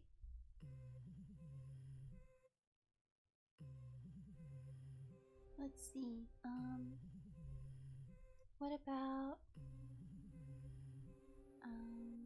yeehaw? Yeehaw! Okay, that's better. That's not too bad. Okay. Thank you for letting me know, Lazy. That's so sweet of you. Mwah. Okay. Where am I? Oh wait. I guess since I did a yeehaw, I'm gonna have to do a yeehaw for 5 minutes. Okay, that's fine. Let's see. I am afraid that the facts are so obvious that you will find little credit to be gained out of this case. There's nothing more deceptive than an obvious fact, Holmes answered, laughing. Besides, we may have chance to hit upon some other obvious facts, which may have been by no means obvious to Mr. Lestrade. You know me too well to think that I am boasting when I say that I shall either confirm or destroy his theories by means which he's quite incapable of employing or even understanding. Literally, Lestrade is too stupid to understand when he's being obtuse. That is wild. That is wild. Oh, and yet I question whether Mr. Lestrade would have noted even so self-evident a thing as that. How on earth, my dear fellow, I know you well. I know the military neatness which characterizes you. You shave every morning, and in this season, you shave by the sunlight.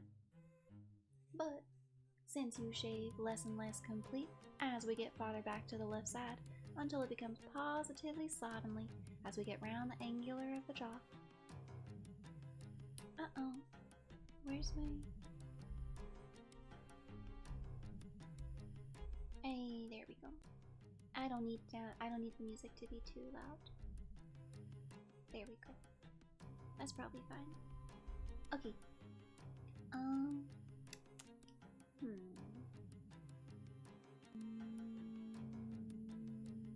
Oh, there. It is surely very clean that that side is less illuminated than the other. I could not imagine a man of your habits looking at himself in an equal light and being satisfied with such a result. I only quote this as a trivial example of observation and inference. Therein lies my métier, and it is just impossible that it may be of service in the investigation. Oh, thank you, Nanaki. That's very sweet of you. I should probably get a lurk alert. A lurk alert.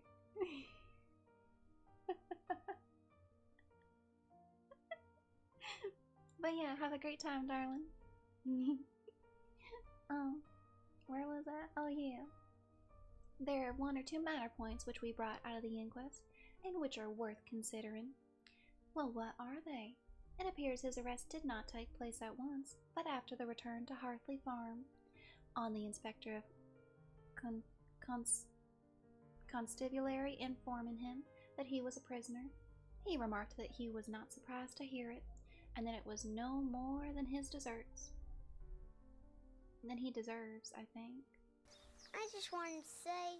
Oh, thank you. That's so Thanks. nice of you. I'm glad you came along. We're doing Partner. a Sherlock Holmes stream, and for another 1 minute I'm gonna be in my accent, my country accent. But yeah, feel free to stay. Feel free to leave if you have to. Although I am so happy you're here. Please stay if you can. What if the emote looked like Grace hiding in the pillow pile? That would be so dang cute. Wait a second. Wait a second. I'm gonna write that down in the emote real quick before I forget. Where is it?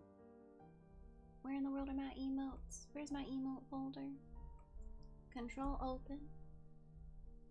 Not fan art. No, not fan art. In grandma folder. Emote. Emote. Emote. There we go. Okay. Where am I? Wait a second. I think I'm right here. Yeah. Yeah, there it is. There it is. Okay.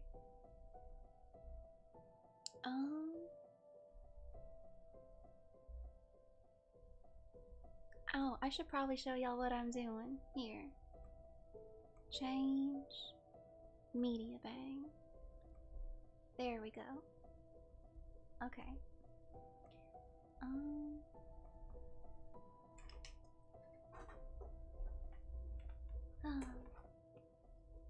Oh yeah, thank y'all for the bits from last time. By the way, so far I am I'm doing pretty well when it comes to thinking up a... There we go. Okay, where would I put it? Maybe right here? Okay. But yeah, I've been pretty good at researching up different pins to get rid of this crappy one that I've got. So far it's doing pretty good. And I'm pretty sure it'll get better as the time goes on. But yeah, okay, so pillow pile, pillow pile, pillow pile, and then me. Doink.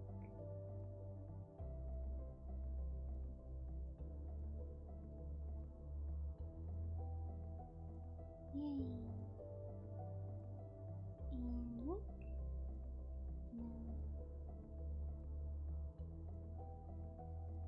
There.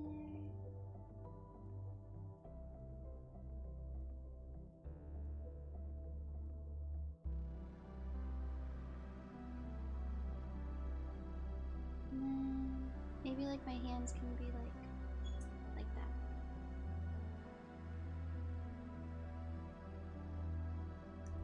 And then let's go back to 27. And then maybe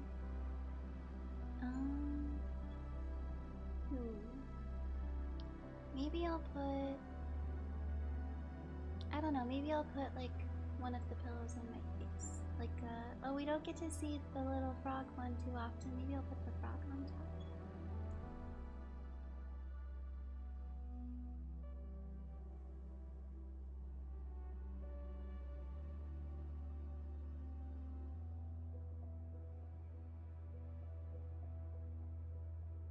There you go.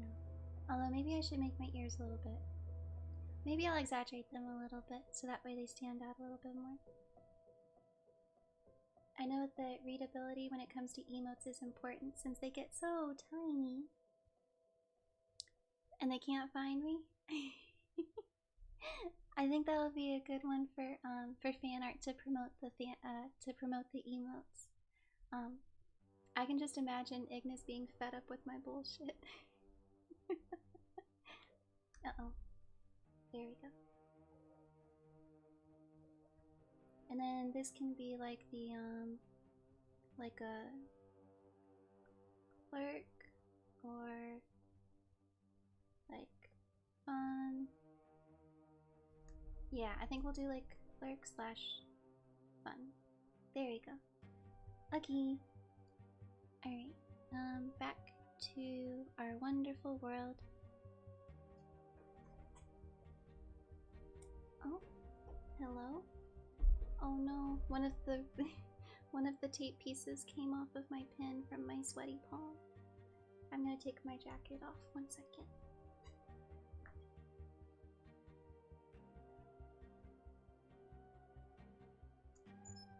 Okay.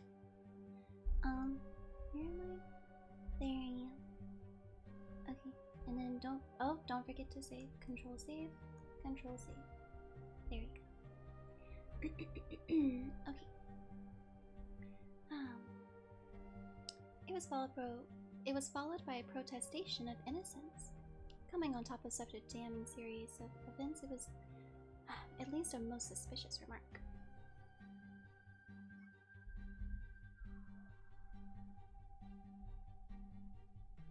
Oh my goodness gracious.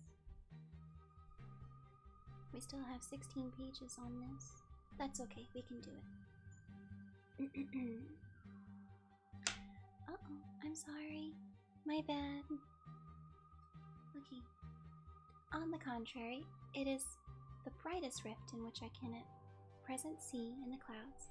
However innocent that he might be, he could not be such an absolute imbecile as not to see the circumstances were very black against him. Well, I'll say. He had appeared surprised at his own arrest, or feigned indignation at it.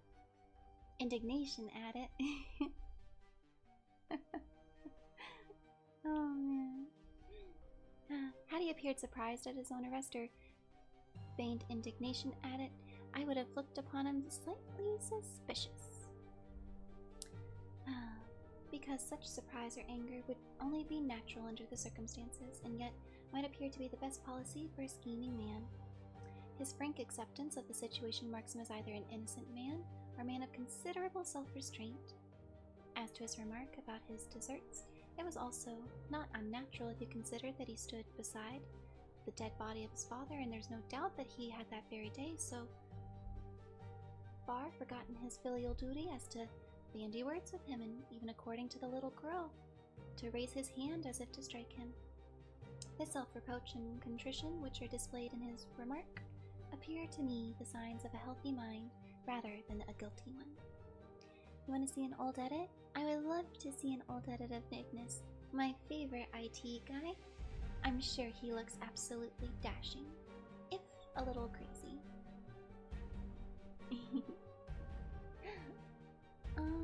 Where in the world am I? There I am. Okay. Many men have been hanged for far slighter evidence. So they have, and many men have been wrongfully hanged. What is the young man's own accord of the matter? It is, I was afraid, not very encouraging to his supporters, though there are 1 or 2 points in which are suggestive. You'll find it here, and Minnie read it for you yourself. He picked out from his bundle a copy of the local Herefordshire paper, and having turned down the sheet, he pointed out the paragraph in which the unfortunate young man had given his own statement of which had occurred. I settled myself down in the corner of the carriage and read it carefully. Mr. James McCarthy, the only son of the deceased, was then called and gave evidence as follows. I've been away from home for 3 days at Bristol, and only just returned upon the morning of last Monday. My father was absent from home at the time, and I was informed by the maid he'd driven over to Ross with John Cobb, the groom. Shortly after my return, I heard the wheels of his trap in the yard, and looking out my window, saw him get out and walk rapidly out to the yard. I was not aware in which direction. Took my gun and strolled out in the direction of Boscombe Pool with the intention of visiting the rabbit warren, which is upon the other side. On my way, I saw William Crowder, the gamekeeper, and he stated in his evidence, but he's mistaken in thinking I was following my father. I had no idea he was in front of me. When about 100 yards from the pool, I heard a cry of "Coo!" which was unusually a signal between my father and myself. I hurried forward and found him standing by the pool. He appeared to be surprised at seeing me and asked me rather roughly what I had been doing there. As convention, a conversation ensued, which led to high words and almost blows. From my father was a very violent man with a very violent temper. Seeing that his passion was becoming ungovernable, I left him and returned towards the farm. I'd not gone more than 150 yards when I heard a hideous outcry behind me, which caused me to run back. Found my father expiring upon the ground with his head terribly injured. Dropped my gun and held him in my arms, but he almost instantly expired. Thank you. I'll check Discord later. I knelt beside him for some minutes. Oh no. Oh, wait a second. He came here with a guy, right? Wait a second. I think I know what happened. He made his way to Dr. Turner's lodgekeeper, his house being the nearest, to ask for assistance. He saw no one near his father when I returned, but having no idea he came by his injuries. He is not a very popular man, in fact.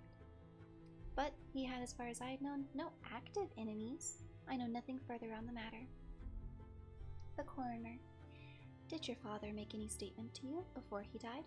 He mumbled a few words, but only catch some allusion to a rat. What did you understand by that? It conveyed no meaning to me. I thought he was delirious. What was the point upon which you and your father had this final quarrel? I should not prefer to answer.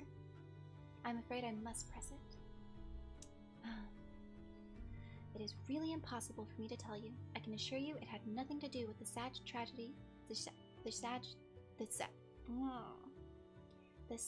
tragedy which followed. That is to the court first.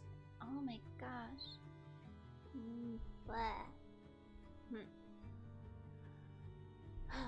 Okay. That is for the court to decide.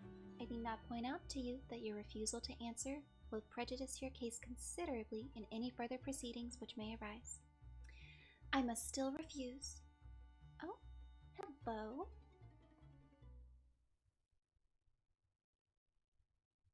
I think I'm okay. I understand that the cry of "coo" is a common signal between you and your father. Why, yes, it is. How was it then that he uttered it before he saw you, and before he knew that you returned from Bristol? I don't know. Did you see nothing which aroused your suspicions when you returned to hearing the cry and found your father fatally injured? Nothing definitive. What do you mean? I was disturbed and excited. I rushed out into the open that I could think of nothing except my father. I had a vague impression that, as I ran forward, something lay upon the ground to the left of me. It seemed to me to be something gray in color, like a coat or a plaid, perhaps, but when I rose from my father, I looked round for it, but it was gone. Do you mean that it disappeared before you went for help? Yes, it was gone. You cannot say what it was? Oh, no, I had a feeling something was there. How far from the body? About a dozen yards or so. How far from the edge of the wood? About the same. If it was removed, it was while you were within a dozen yards of it? Well, yes, but my back was towards it. Oh, we should be getting an ad soon. Oh, is there no way for me to turn it off? Oh, I'll have to keep an eye out. I will keep my eye out. If y'all see a ad incoming, let me know. I can sneeze it. Where was I? Oh yeah. This concludes the examination of the witness. Here's my thinking. That guy that we didn't, that like went down with the father was not there, so maybe he hid in the lake and like killed the guy. And maybe they were fighting about like, I'm assuming money because that's usually the case. It's usually money, love, or drugs. No, wait. Money, love, or madness? I think that's how it goes. Maybe. But yeah, that third guy is definitely not there, but he was there at the beginning. So, he's somewhere. His singular account of his father's dying words, they are all, as he remarks, very much against the sun. Holmes laughed softly to himself and stretched himself out upon the seat. Both you and the coroner have been at some pains to single out the very strongest points in the young man's favor. Don't you see that you alternatively give him credit for having too much imagination and too little? Too little if he could not invent a cause of quarrel, which would give him the sympathy of the jury. Too much if he evolved from his own inner consciousness. Against so... Autre? I don't know how to say that. Yo no sé, lo siento mucho. as a dying reference to a rat and the incident of the vanishing cloth. No, sir, I shall approach this case from the point of view that what the young man is saying is in fact true, and we shall see whither that hypothesis will lead us. And now here's my pocket Petrarch? I think it's like a pocket pipe. Something like that. We will lunch in Swindon, and I see that we shall be there in 20 minutes. It was nearly 4 o'clock when we at last, after passing through the beautiful Stroud Valley and over the broad gleaming Severn, found ourselves at the pretty little country town of Ross. I had no difficulty in recognizing the Strata country, oh my god, of Scotland Yard, oh my goodness. With him, we drove to the Hereford Arms, where a room had already been engaged for us. I've ordered a carriage. I knew your energetic nature, that you would not be happy until you had been on the scene of the crime. Very nice and complimentary of you, I should say. It's entirely a question of barometric pressure. I don't quite follow. How's the glass? 29, I see. No wind and not a cloud in the sky. I have a case full of cigarettes, which will need smoking. The sofa's very much superior to the usual country hotel abomination. Oh my god. Holmes is such a bougie bitch. Okay, I haven't seen anything about the ad yet, so hopefully we won't see it for a while. But just in case, I'll go ahead and restart the timer. Just in case. Okay. Where was I? There I am. Wait, no. Yes? Yes. Hold, yeah. I do not think that it is probable that I shall use the carriage tonight. Okay. You have no doubt already formed your conclusions from the papers. The case is as plain as pikestaff, and the more one goes into the plainer it becomes. Still, of course, one cannot refuse a lady, and such a very positive one too. She's heard of you and would have your opinion, though I repeatedly told her that there was nothing with which you could do. Why, bless my soul, here's her carriage at the door. Sometimes this reads like a play, you know? Hello? Oh, my little girl? Hi, little dog. Oh, she went back outside. Okay. He had hardly spoken before he rushed into the room, one of the most lovely young women I'd ever seen in my life. Her violet eyes shining, lips parted, a pink flush upon her cheeks. All thought of her natural reserve, lost in her overpowering excitement and concern. Oh, Mr. Sherlock Holmes, I'm so glad that you... there. that you have come. I have driven down to tell you so. I know that James didn't do it. I know it. And I want you to start upon your own work. For knowing it too. Never let yourself doubt upon that point. We have known each other since we were little children, and I know his faults as no one else does. He's too tender-hearted to hurt a fly. Such a change is absurd to anyone who really knows him. Oh, thank you. That's very nice of you to say, Lacey. Very sweet. I am a Southern grandma, so sometimes I hide my Southern accent, but sometimes oh darn.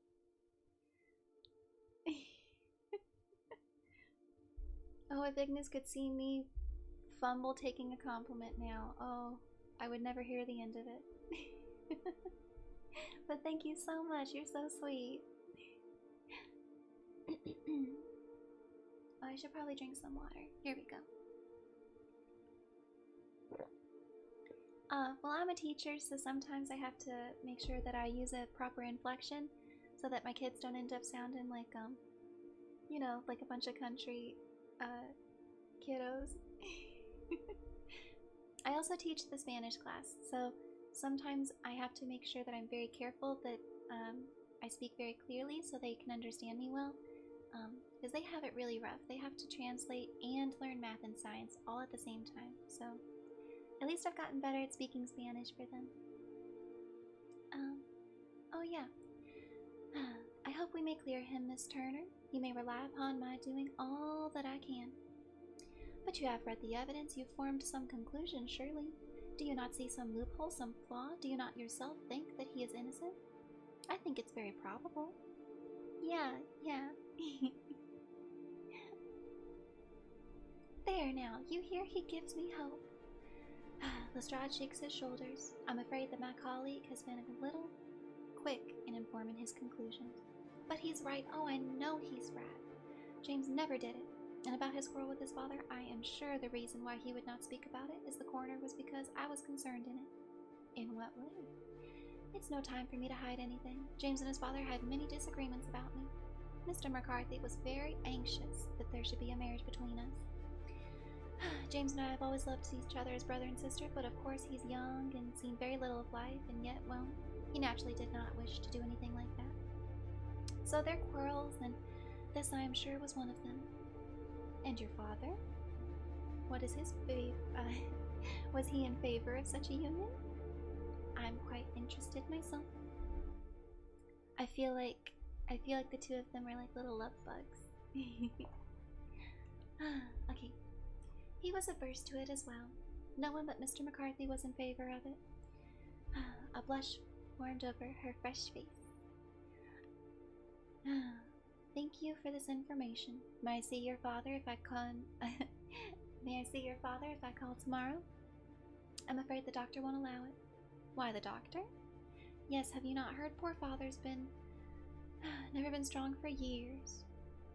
But this has broken him down completely. He is taken to his bed, and Dr. Willow says he is a wreck and his nervous system is shattered. Mr. McCarthy was the only man alive who knew my dad in the old days of Victoria. Ah, Victoria. That is important. Yes, at the mines. Quite so, at the gold mines, where, as I understand, Mr. Turner made his money. Yes, certainly. Thank you, Miss Turner. You have been of material assistance to me. Oh? You think that, here's what I think. I think that, the guy who disappeared killed him for the money. I knew it. It was going to be money, love, or madness. We are the true Sherlocks here today. Let's see. Where are we at? Oh, yeah. You'll tell me if you have any news tomorrow. No doubt you'll go to the prison to see James. Oh, if you do, Mr. Holmes, do tell him that I know him to be innocent. I will, Miss Turner. I must go home now, for Dad is very ill, and he misses me so. If I leave him, goodbye, and I hope to help you in your undertaking. She hurried from the room as impulsively as she entered. We heard the wheels of her carriage rattling off down the street. I'm ashamed of you, Holmes. Why should you raise up hopes when you are bound to disappoint? I'm not over tender-hearted, but I call it cruel. I think that I have seen my way to clearing James McCarty. Have you an order to see him in prison? Yes, but only for you and me. I shall reconsider my resolution about going. We've still time to take a train to Hereford and see him tonight. Ample time. Let us do so. Watson, I fear you will find it very slow, but I shall only be away a couple hours. Don't neg your friend. He is not codependent. You are. You're the one who begged him to come to this trip in the first place. Well, Watson walked down the station with them and wandered through the streets, finally returning to the hotel, where he laid upon the sofa and tried to interest himself in a yellow-backed book. The puny plot of the story was so thin, when compared to the deep mystery, he found his attention wandering so continually from the action to the fact that he at last flung it across the room and gave himself up entirely to a consideration of the events of the day. What hellish thing, what absolutely unforeseen and extraordinary calamity could have occurred between the time when he parted from his father and the moment when, drawn back by his screams, he rushed into the glade? It was something terrible and deadly. What could it be? Might not the nature of the injuries reveal something to my medical instincts? I rang the bell and called for the weekly county paper, which contained a verbatim account of the inquest. In the surgeon's deposition, it was stated that the posterior third of the left parietal bone and the left half of the occipital bone had been shattered by a heavy blow from a blunt weapon. I marked the spot upon my own head. Clearly such a blow must have been struck from behind. That was to some extent in favor of the accused, as well as was seen quarreling, he was face to face. It did not go for very much. The old man might have turned his back. It might still be worth to call it to Mr. Holmes's attention. There was also the very peculiar dying reference to a rat. What could that mean? It could not be delirium. A man dying from a sudden blow does not commonly become delirious. No, it was more likely to be an attempt to explain how he met his fate. But what could it indicate?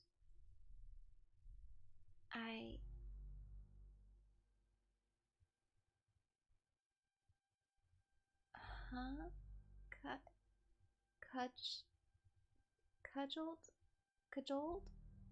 That's not how you spell cajoled, though. I racked my brain to find some possible explanation. And then the incident of the great cloth by young Mr. McCarthy. If that were true, the murderer must have dropped it, presumably his overcoat, and may have had the hardihood to return and carry it away the instant the son was kneeling with his son. What an issue of mysteries and improbabilities the whole thing was. I did not wonder at Lestrade's opinion, and yet I had so much faith in Sherlock Holmes's insight that I could not lose hope as long as every fresh fact seemed to strengthen his conviction. It was late before Holmes returned. He came back alone, for Lestrade was staying in his lodgings at home. The glass still keeps very high. It's of importance that it should not rain before we are able to go over the ground. On the other hand, a man should be at his very best and keenest for such nice work. I do not wish to do it when flagged by a long journey. I have seen young Mr. McCarthy. What did you learn from him? Oh, nothing. Could he throw no light? Not at all. I was inclined to think at one time he knew who had done it and was screening him or her, but I'm convinced now that he is as puzzled as everyone else. He's not very quick-witted, though comely to look at. Oh my god. He literally called him a himbo. He's just a dumb bitch. That's so funny. Oh my goodness gracious. Oh, that's wild. He's dumb as a sack of bricks, but darn ain't he purty. Oh my gosh. I cannot admire his taste if it is indeed a fact he was averse to marriage with so charming a young lady as Miss Turner. Ah, hereby hangs a rather painful tale. He's madly, insanely in love with her, but 2 years ago, when he was a lad, before he really knew her, she had been away for 5 years. What does the idiot do but get in the clutches of a barmaid and marry her at a registry office? No one knows a word of the matter, but you can imagine how maddening it must be to him to be upbraided for not doing what he would to give his very eyes to do it. But he knows to be absolutely impossible. Oh my god. He got drunk and married. Oh my god. That is wild. That's like going out and marrying a waitress after getting drunk one night. That is crazy, dude. Oh my god, James. Wild. Absolute disgrace. On the other hand, he had no means of supporting himself, and his father, who was by all accounts a very hard man, would have thrown him over utterly had he known the truth. It was his barmaid wife that he spent the last 3 days in Bristol with, and his father did not know where he was. Mark that point. It's of importance. Good has come out of evil, however, for the barmaid, finding the papers he is very serious trouble and likely to be hanged, has thrown him over utterly, written to say that she has a husband in Bermuda and that there's really no ties between them. I think that bit of news has consoled Mr. McCarthy for all that he has suffered. If he's innocent, who's done it? Ah, who? I would call your attention very particularly to 2 points. One is that the murdered man had an appointment with someone at the pool, and that someone could not have seen his son, for his son was away and he did not know where he could be. The second is that the murdered man was heard to cry "Coo!" before he knew that his son had returned. Those are the crucial points upon which the case depends. And now, Let us talk about George Meredith, if you please. We shall leave all minor matters until tomorrow. Okay. It looks like I think I'm changing my mind. Instead of the other guy killing him for money, I think it's a third party killing him for the money, not realizing that he does not have the money from the gold mine from Victoria. And I think that the barmaid, like, hoodwinked her son into marrying him, and because she hoodwinked him, he's like, oh no, I can't marry the love of my life. So he went to, like, try to fix it himself, while his dad tried to fix the problem too, and he got killed for it, and it was all for nothing because the barmaid had a husband of her own. I feel so bad. That's a tragedy. That's my, what's the word? My deduction. We'll see how off I am in a little bit. I think we've got about 8 pages left. Okay, there was no rain, as Holmes had foretold, and the morning broke bright and cloudless. At 9 o'clock, Lestrade called for us to go to the carriage, and we set off for Hatherley Farm in the Boscombe Pool. I think the pool they're talking about is a lake. There is serious news this morning. It's said that Mr. Turner of the Hall is so ill his life is despaired. An elderly man? About 60, but his constitution's been shattered by his life abroad. He's been failing health for some time. This business has had a very bad effect upon him. I may add a very great benefactor to him, for I have learned that Mr. McCarthy gave him Hatherley Farm rent-free. Indeed, that is interesting. Oh yes, in 100 ways he's helped him. Everybody about here speaks of his kindness. Really?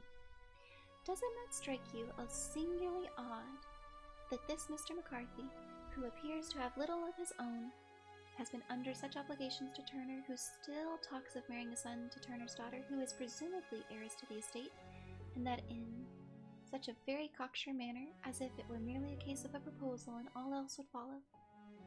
It's more strange since we know that Turner himself was averse to the idea. The daughter told us as much. Do you not deduce something from that? Let me think. We've got to go to the deductions and inferences. I find it hard enough to tackle facts, Holmes, without flying away after theories and fantasies. Oh, you're right. You do find it very hard to tackle the facts.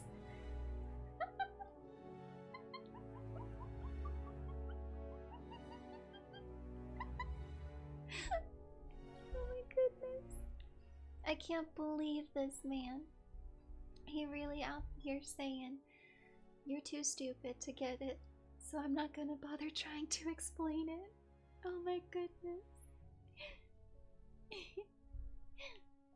Anyhow, I've grasped one fact which you seem to find it difficult to get a hold of, and that is Mr. McCarthy Sr. met his death from Mr. McCarthy Jr., and all the theories contrary are merely moonshine.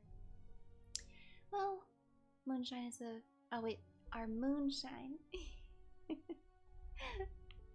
Well, moonshine is a brighter thing than fog, but I'm very much mistaken if that is not Hatherley Farms upon the left. Indeed it is. The drawn blinds and smokeless chimneys gave the farm a stricken look, as though the weight of this horror still lay heavily upon it. He called at the door, where the maid, upon Holmes's request, showed us the boots which her master wore at the time of his death, and a pair of the son's, though not the pair which he had on at the time of the incident. Having measured these very carefully from 7 to 8 different points, Holmes desired to be led to the Boscombe Pool. It ain't country if you don't have moonshine. I totally agree. My father-in-law is actually thinking of making his own moonshine now, which I think is going to be kind of fun. Because if you didn't know, I'm a vodka girl. I like the potato spicy water. Speaking of, if you ever get 10,000 points, you can make me take a shot of spicy water, which for me is vodka. Alright. Sherlock was transformed when he saw hot upon such a scent as this. Men who have only known the quieter thinker and the logic the logician of Baker Street would have failed to recognize him. His face was bent downward, his shoulders bowed, his lips pressed, and the veins stood out like whipcord in his long, sinewy neck. His nostrils dilated with a purely animal lust for the chase. That's wild. Swiftly and silently, he made his way along the track, which ran through the meadows, and so by way of the woods to the Boscombe Pool. It was damp, marshy ground, and as is all that district, and there were marks of many feet upon which the path and amidst the short grass bounded on either side. Sometimes Holmes would hurry on, and sometimes stop dead, and once he made quite a little detour into the meadow. Lestrade and I walked behind him, the detective indifferent and contemptuous, while I watched my friend with the interest which would spring from conviction. Every one of his actions was directed toward a definite end. It ain't country if you don't have a country dinner like your fried chicken, mashed potatoes, cornbread, and greens. I actually debated making cornbread muffins this morning for breakfast, but let me turn off the scary music for a second. Don't be too embarrassed to hear, but so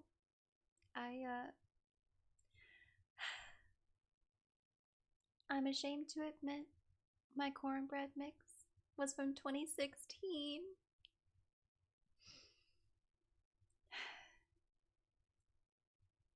So I had to throw it away for obvious reasons. At least it's not from 2012 like that one can of potato. No, I think it was tomato sauce. So it's not that bad. But it's definitely not, it definitely wasn't good.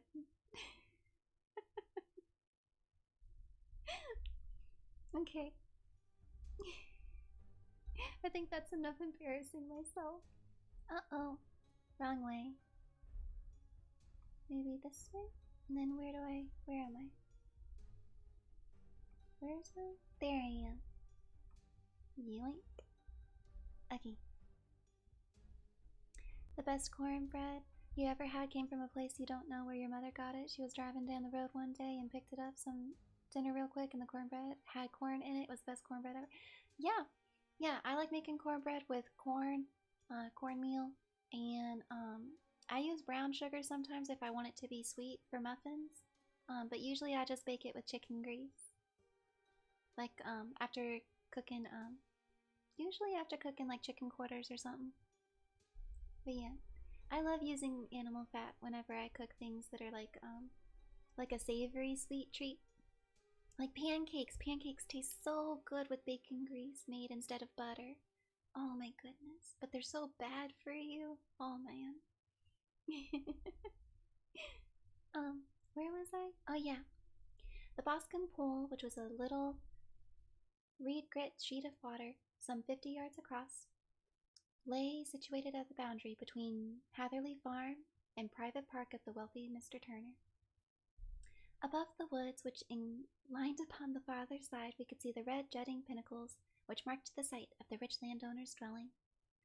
There was a narrow belt of sodden grass 20 paces across between the edge of the trees and the reeds which lined the lake. It's usually one of your grandparents. Oh, that's very nice. That's very nice. I'm glad you have so many good cooks in your family. Seth Aroni's learning how to cook, but he's not there yet. Although I will say he's very good at making anything frozen and making a casserole dish. Like if I lay all the ingredients out, he can put it together really well. So I will say I'm very proud of myself, Aroni, for that.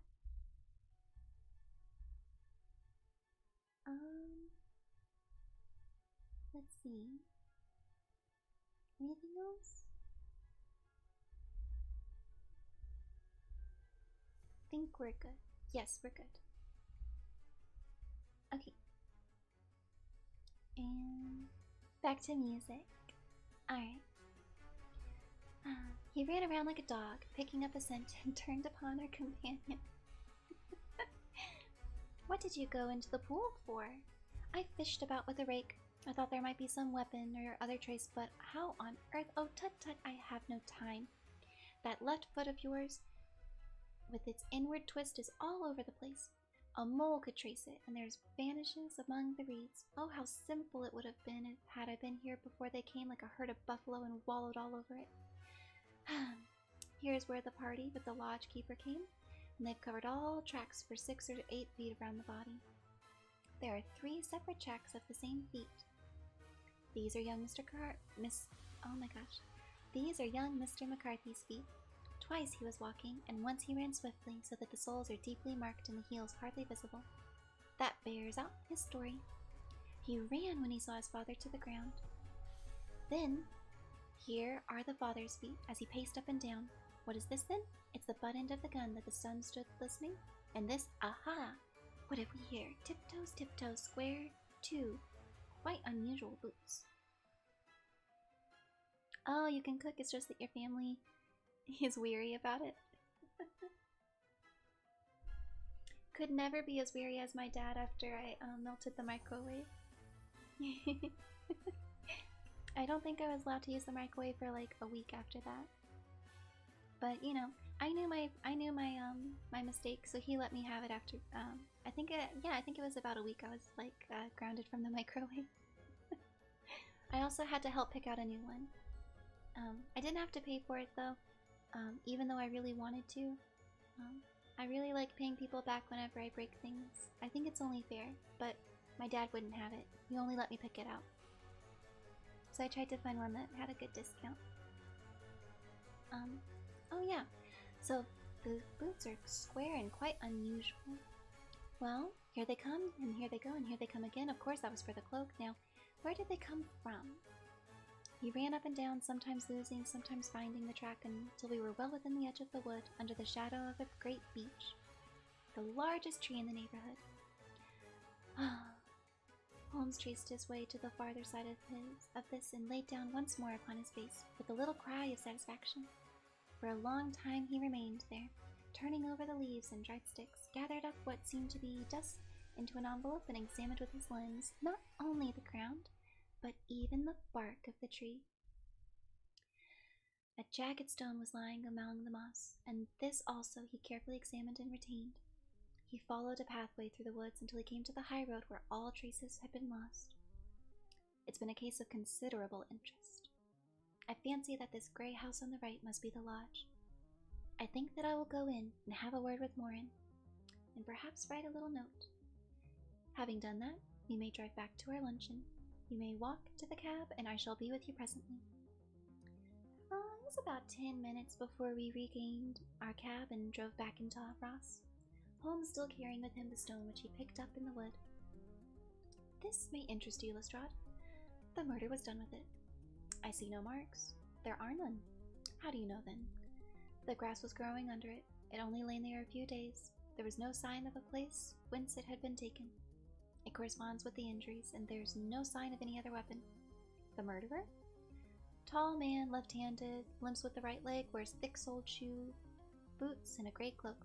Smokes Indian cigars, uses a cigar holder, and carries a blunt penknife in his pocket. There are several other indications, but these may be enough to aid us in our search. Lestrade laughed. I'm afraid that I am still a skeptic. Theories are all very well, but we have to deal with a hard-headed British jury. Nous verrons. You work your own theory, and I shall work mine. I shall be busy this afternoon, and shall probably return to London by the evening train. Leave your case unfinished? No, it'll be finished. The mystery? Solved. The criminal? Gentleman I described? Who is he? Surely it can't be difficult to find that out. This is not a very populous neighborhood after all. He's literally like, oh yeah, I got your killer. I'm ready to go home. I feel kind of sad that it wasn't the dad, but also I guess it makes sense that it wouldn't be him. Mostly because it seems like way too obvious. They're so weary about it that they don't even want to try it.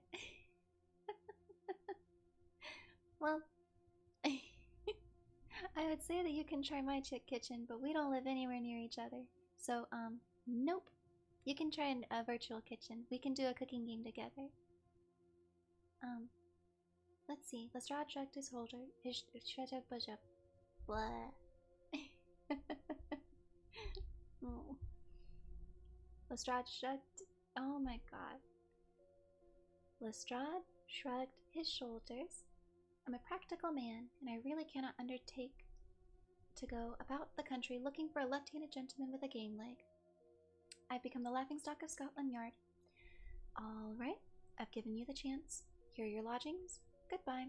I'll drop you a line whenever I leave. We drove to our hotel where we found a lunch upon the table. Holmes was silent and buried in thought, with a pained expression on his face. Look here, Watson. Just sit down in this chair and let me preach to you for a little. I don't quite know what to do. I'd value your advice. Light a cigar and let me expound. Oh my god. Yo, let me get a hit.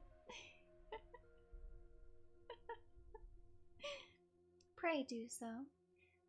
Oh, I'm sorry.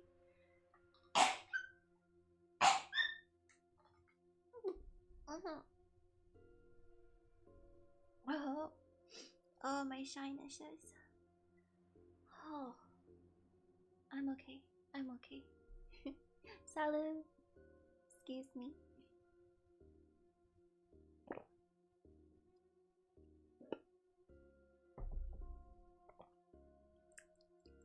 Okay. Well now, in considering this case, there are 2 points about young McCarty's narrative which struck us both instantly.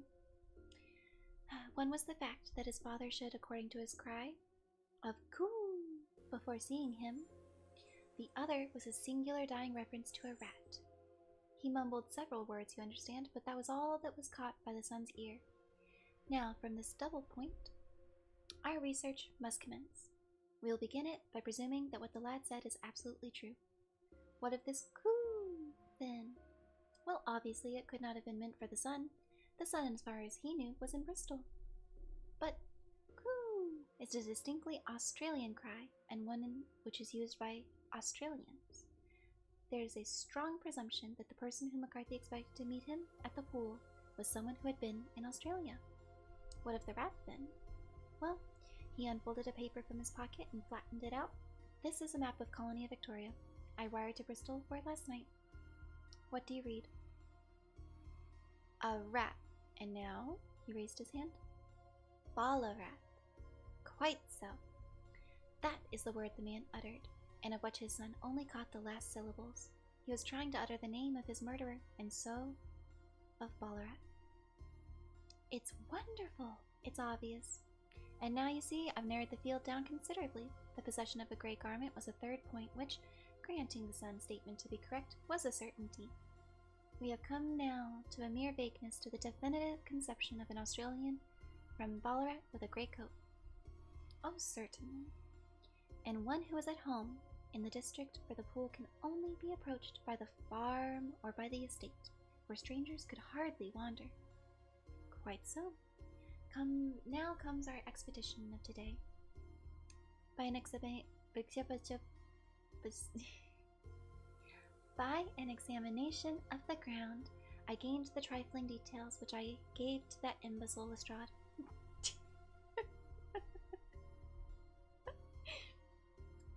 Holmes really says, police ain't shit. Fuck the police, man. Oh my god. Okay. As to the personality of the criminal, but how did you gain them? You know my method. It's found upon the observation of trifles. His height, I know you might roughly judge from the length of his stride. His boots, too, might be told of their traces. Well, they were very peculiar. His lameness, the impression of his right foot was less distinct than his left. He puts less weight on it. Why? He limps. He was lame. His left-handedness? You were yourself struck by the nature of the injury. The blow was struck from immediately behind, and yet was upon the left side. Now how can that be unless it were by a left-handed man? He had stood behind that tree during the interview between the father and son. He even smoked there. I found the ash of a cigar, which, by my special knowledge of tobacco ashes, enables me to produce an Indian cigar. I have, as you know, devoted some attention to this, and I have written a, a monograph on the ashes of 140 different varieties of pipe. Oh my goodness. It was definitely an Indian cigar of the variety which are rolled in Rotterdam. Oh, Cinder, my little dog. Oh, hello, my little puppy. Wanna give me a woof? A no woof? ¿Por qué no woof? Oh, mi chiquita en mi hermosita. Oh, pobrecita, ¿quieres estudiar más? ¿Quieres un beso? Chiquito. Oh. Sorry. Feel free to spam our lovely little Cinder emote in chat. I love my little pupper dog so much. Okay, well, what of the cigar holder? I could see that the end had not been in his mouth, therefore he used a holder. The tip had been cut off, not bitten, but the cut was not a clean one. So I deduced a blunt penknife. Holmes, you've drawn a net round of this man from which he cannot escape. You've saved an innocent man's life as truly as if you had cut the cord which was hanging him. I see the direction in which all of this is pointed. The culprit is Mr. John Turner, ushering in a visitor. The man who entered was a strange and impressive figure. His slow limping step and bowed shoulders gave the appearance of decrepitude. Oh, wait, no, I was right! It is the dad! Oh my god! Big brain! I've got galaxy brain, y'all! Oh my gosh! Yay! Yay! Oh man! He had drooping eyebrows combined with ashen white, while his lips and the corner of his nostrils were tinged with a shade of blue. It was clear to me at a glance that he was gripped with some deeply chronic disease. Pray sit down on the sofa. You have my note? The lodgekeeper brought it up. He said you wished to see me here to avoid a scandal. I thought people would talk if I went to the hall. Then why did you wish to see me? His question was already answered, with the despair in his eyes. Yes, it is so. I know all about McCarty. He sank his face into his hands. God help me. But I would not have let the young man come to harm. I gave you my word that I was spoken out of it if it went against him to the assizes. To the assizes? I don't know it. That's a French word, but I don't know it. Uh-oh. Oh, it's my Setheroni. He's coming home. What the fuck?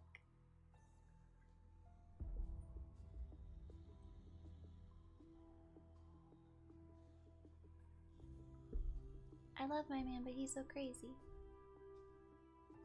He sent me a gif of our friend. Like, I don't know how he made it, but he like made a gif of one of our friends like waving like a NPC.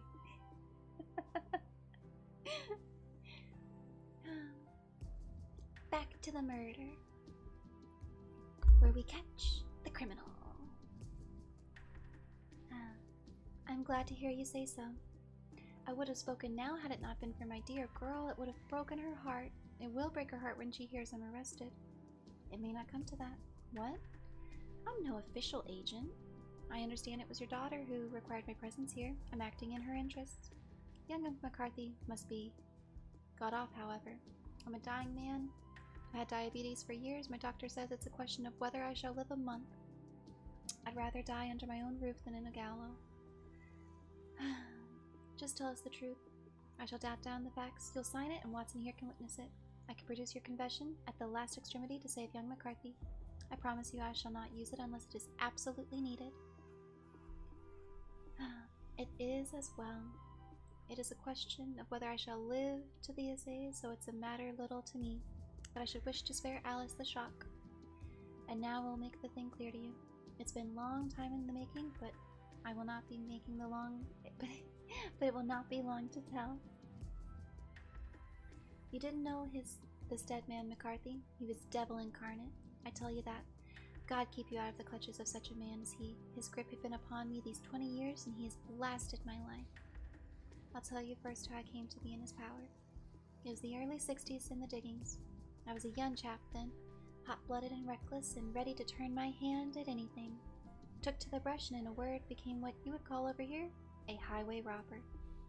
Oh, well look at you, Mr. Man. There were 6 of us. We had a wild, free life to it, sticking up stations from time to time, stopping wagons on the road to diggings. Blackjack of Ballarat was the name I went under, and our and blah blah blah blah blah. And our party is still remembered in the colony as the Ballarat Gang. One day a gold convoy came down from Ballarat to Melbourne, and we lay in wait for it and attacked. Are you whining? This is a no-wine zone, darling.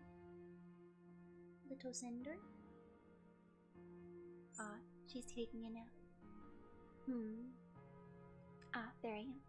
I put my pistol to the head of the wagon driver, who was this very man McCarthy. I wished the Lord that I had shot him then and spared him.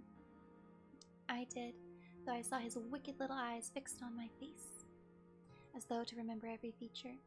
We got away with the gold, became wealthy men, made our way over to England without being suspected. There I parted from my old pals and determined to settle down in a quiet, respectful life.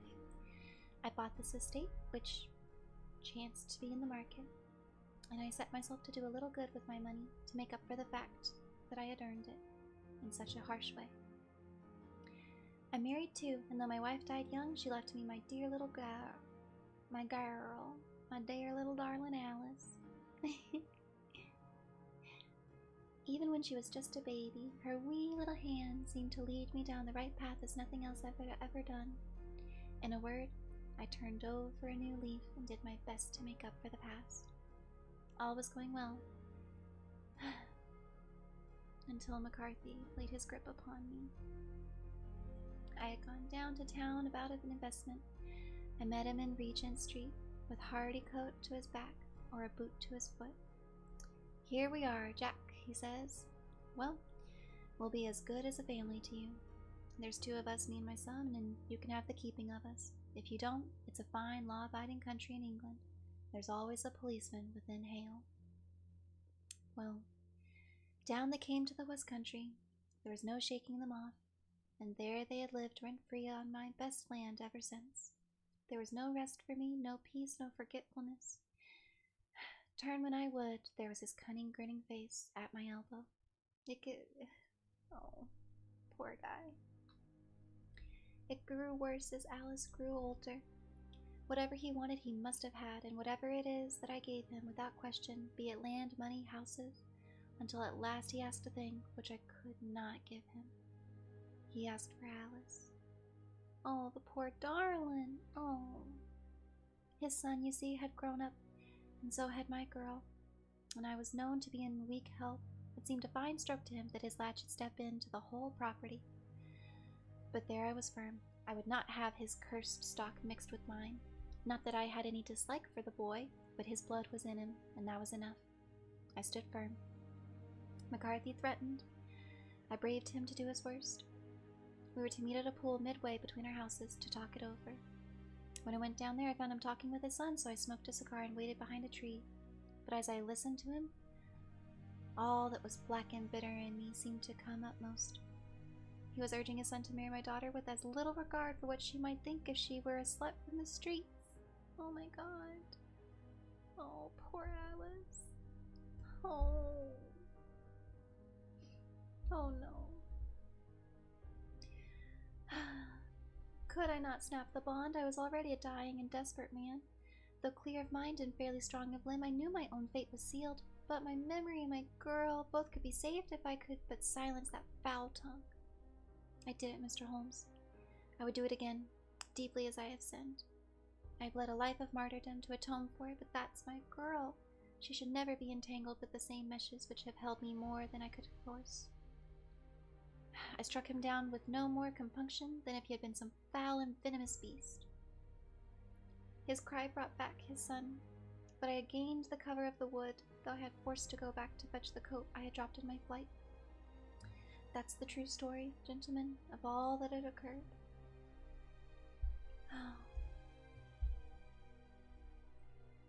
Well, it is not for me to judge you. As the old man signed the statement, I pray that we may never be exposed to such a temptation. I pray not, sir. What do you intend to do? In view of your health, nothing. You yourself are aware that you will soon have to answer for your deeds at a higher court. I will keep your confession. If McCarthy is condemned, I'll be forced to use it.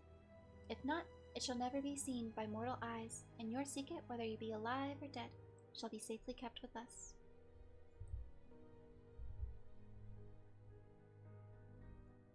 Farewell, then, said the man solemnly. Your own deathbeds, when they come, will be the easier for the thought of peace which you have given to mine. God help us. Why does fate play such tricks with poor, helpless worms? I've never heard of such a case as this, that I do not think of Baxter's words and say, there, but for the grace of God, goes Sherlock Holmes. James McCarthy was acquitted on the strength of a number of objections which had been drawn out by Holmes and submitted to defense for the counsel. Old Turner lived for 7 months after our interview, but now he's dead, and there's every there's every prospect that the son and daughter may come to live happily together in ignorance of the black cloud which rested upon their past. Yay! Oh my goodness, I'm so happy. Oh, if only every one of them could be this good. Oh my goodness. Oh, I was so nervous, you guys. Oh, I didn't want anything bad to happen. Oh, the poor dears. Uh-oh. Oops. Where's my computer screen? There it is. Oh, this was such a good time with you guys. I'm so happy y'all were here. I think... Yes. I think that our book reading adventures must come to a close. I need to go make dinner, even though it's kind of late at night. Let me think. Is there anything I should mention? Oh yeah, we got more followers, so I'll make a post on Twitter. But if we can get to 100, then I'm thinking I'll do like a really big post about like with all of our pictures in it together. We could do a picture. I like art. I like drawing. I want to do something to thank all of my grandkids. I also want to, what's the word? What do I want to do?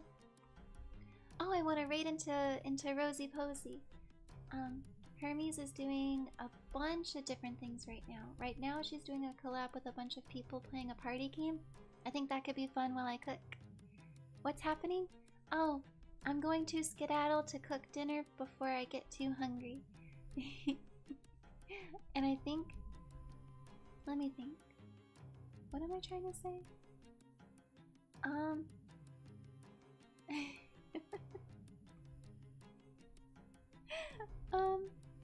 I think that we will go ahead and end the stream a little early. Well, not a little early. Well, it's only 12 minutes early. That's fine. But we will raid into my friend Hermes Rosie Posey. She's doing a party animal stream with a bunch of friends, and I think that could be fun to watch while I'm cooking. But yeah, if you are a fresh follower, once I get to 100 followers here, or 50 people on YouTube that are subscribed, I'm thinking of doing like one big mural with all of my grandkids together, and I'll use y'all's like maybe like your profile pictures, or like when I post it on Twitter, you can like add a like an OC reference in case you want that instead. But I'll make the post once we get to 100. But I just think it would be really fun to like thank you guys so much as like just a really fun thing to do for my grandkids, since y'all give me so much love and support already. So I want to give some love back. As a reminder, we're here for a short time, so let's make it a fun time and leave this world better than we found it, y'all. I will see y'all later this week. We'll be doing a surprise stream, and if you have any questions for me, feel free to hit me up on Twitter. I love you guys. Good night. Great.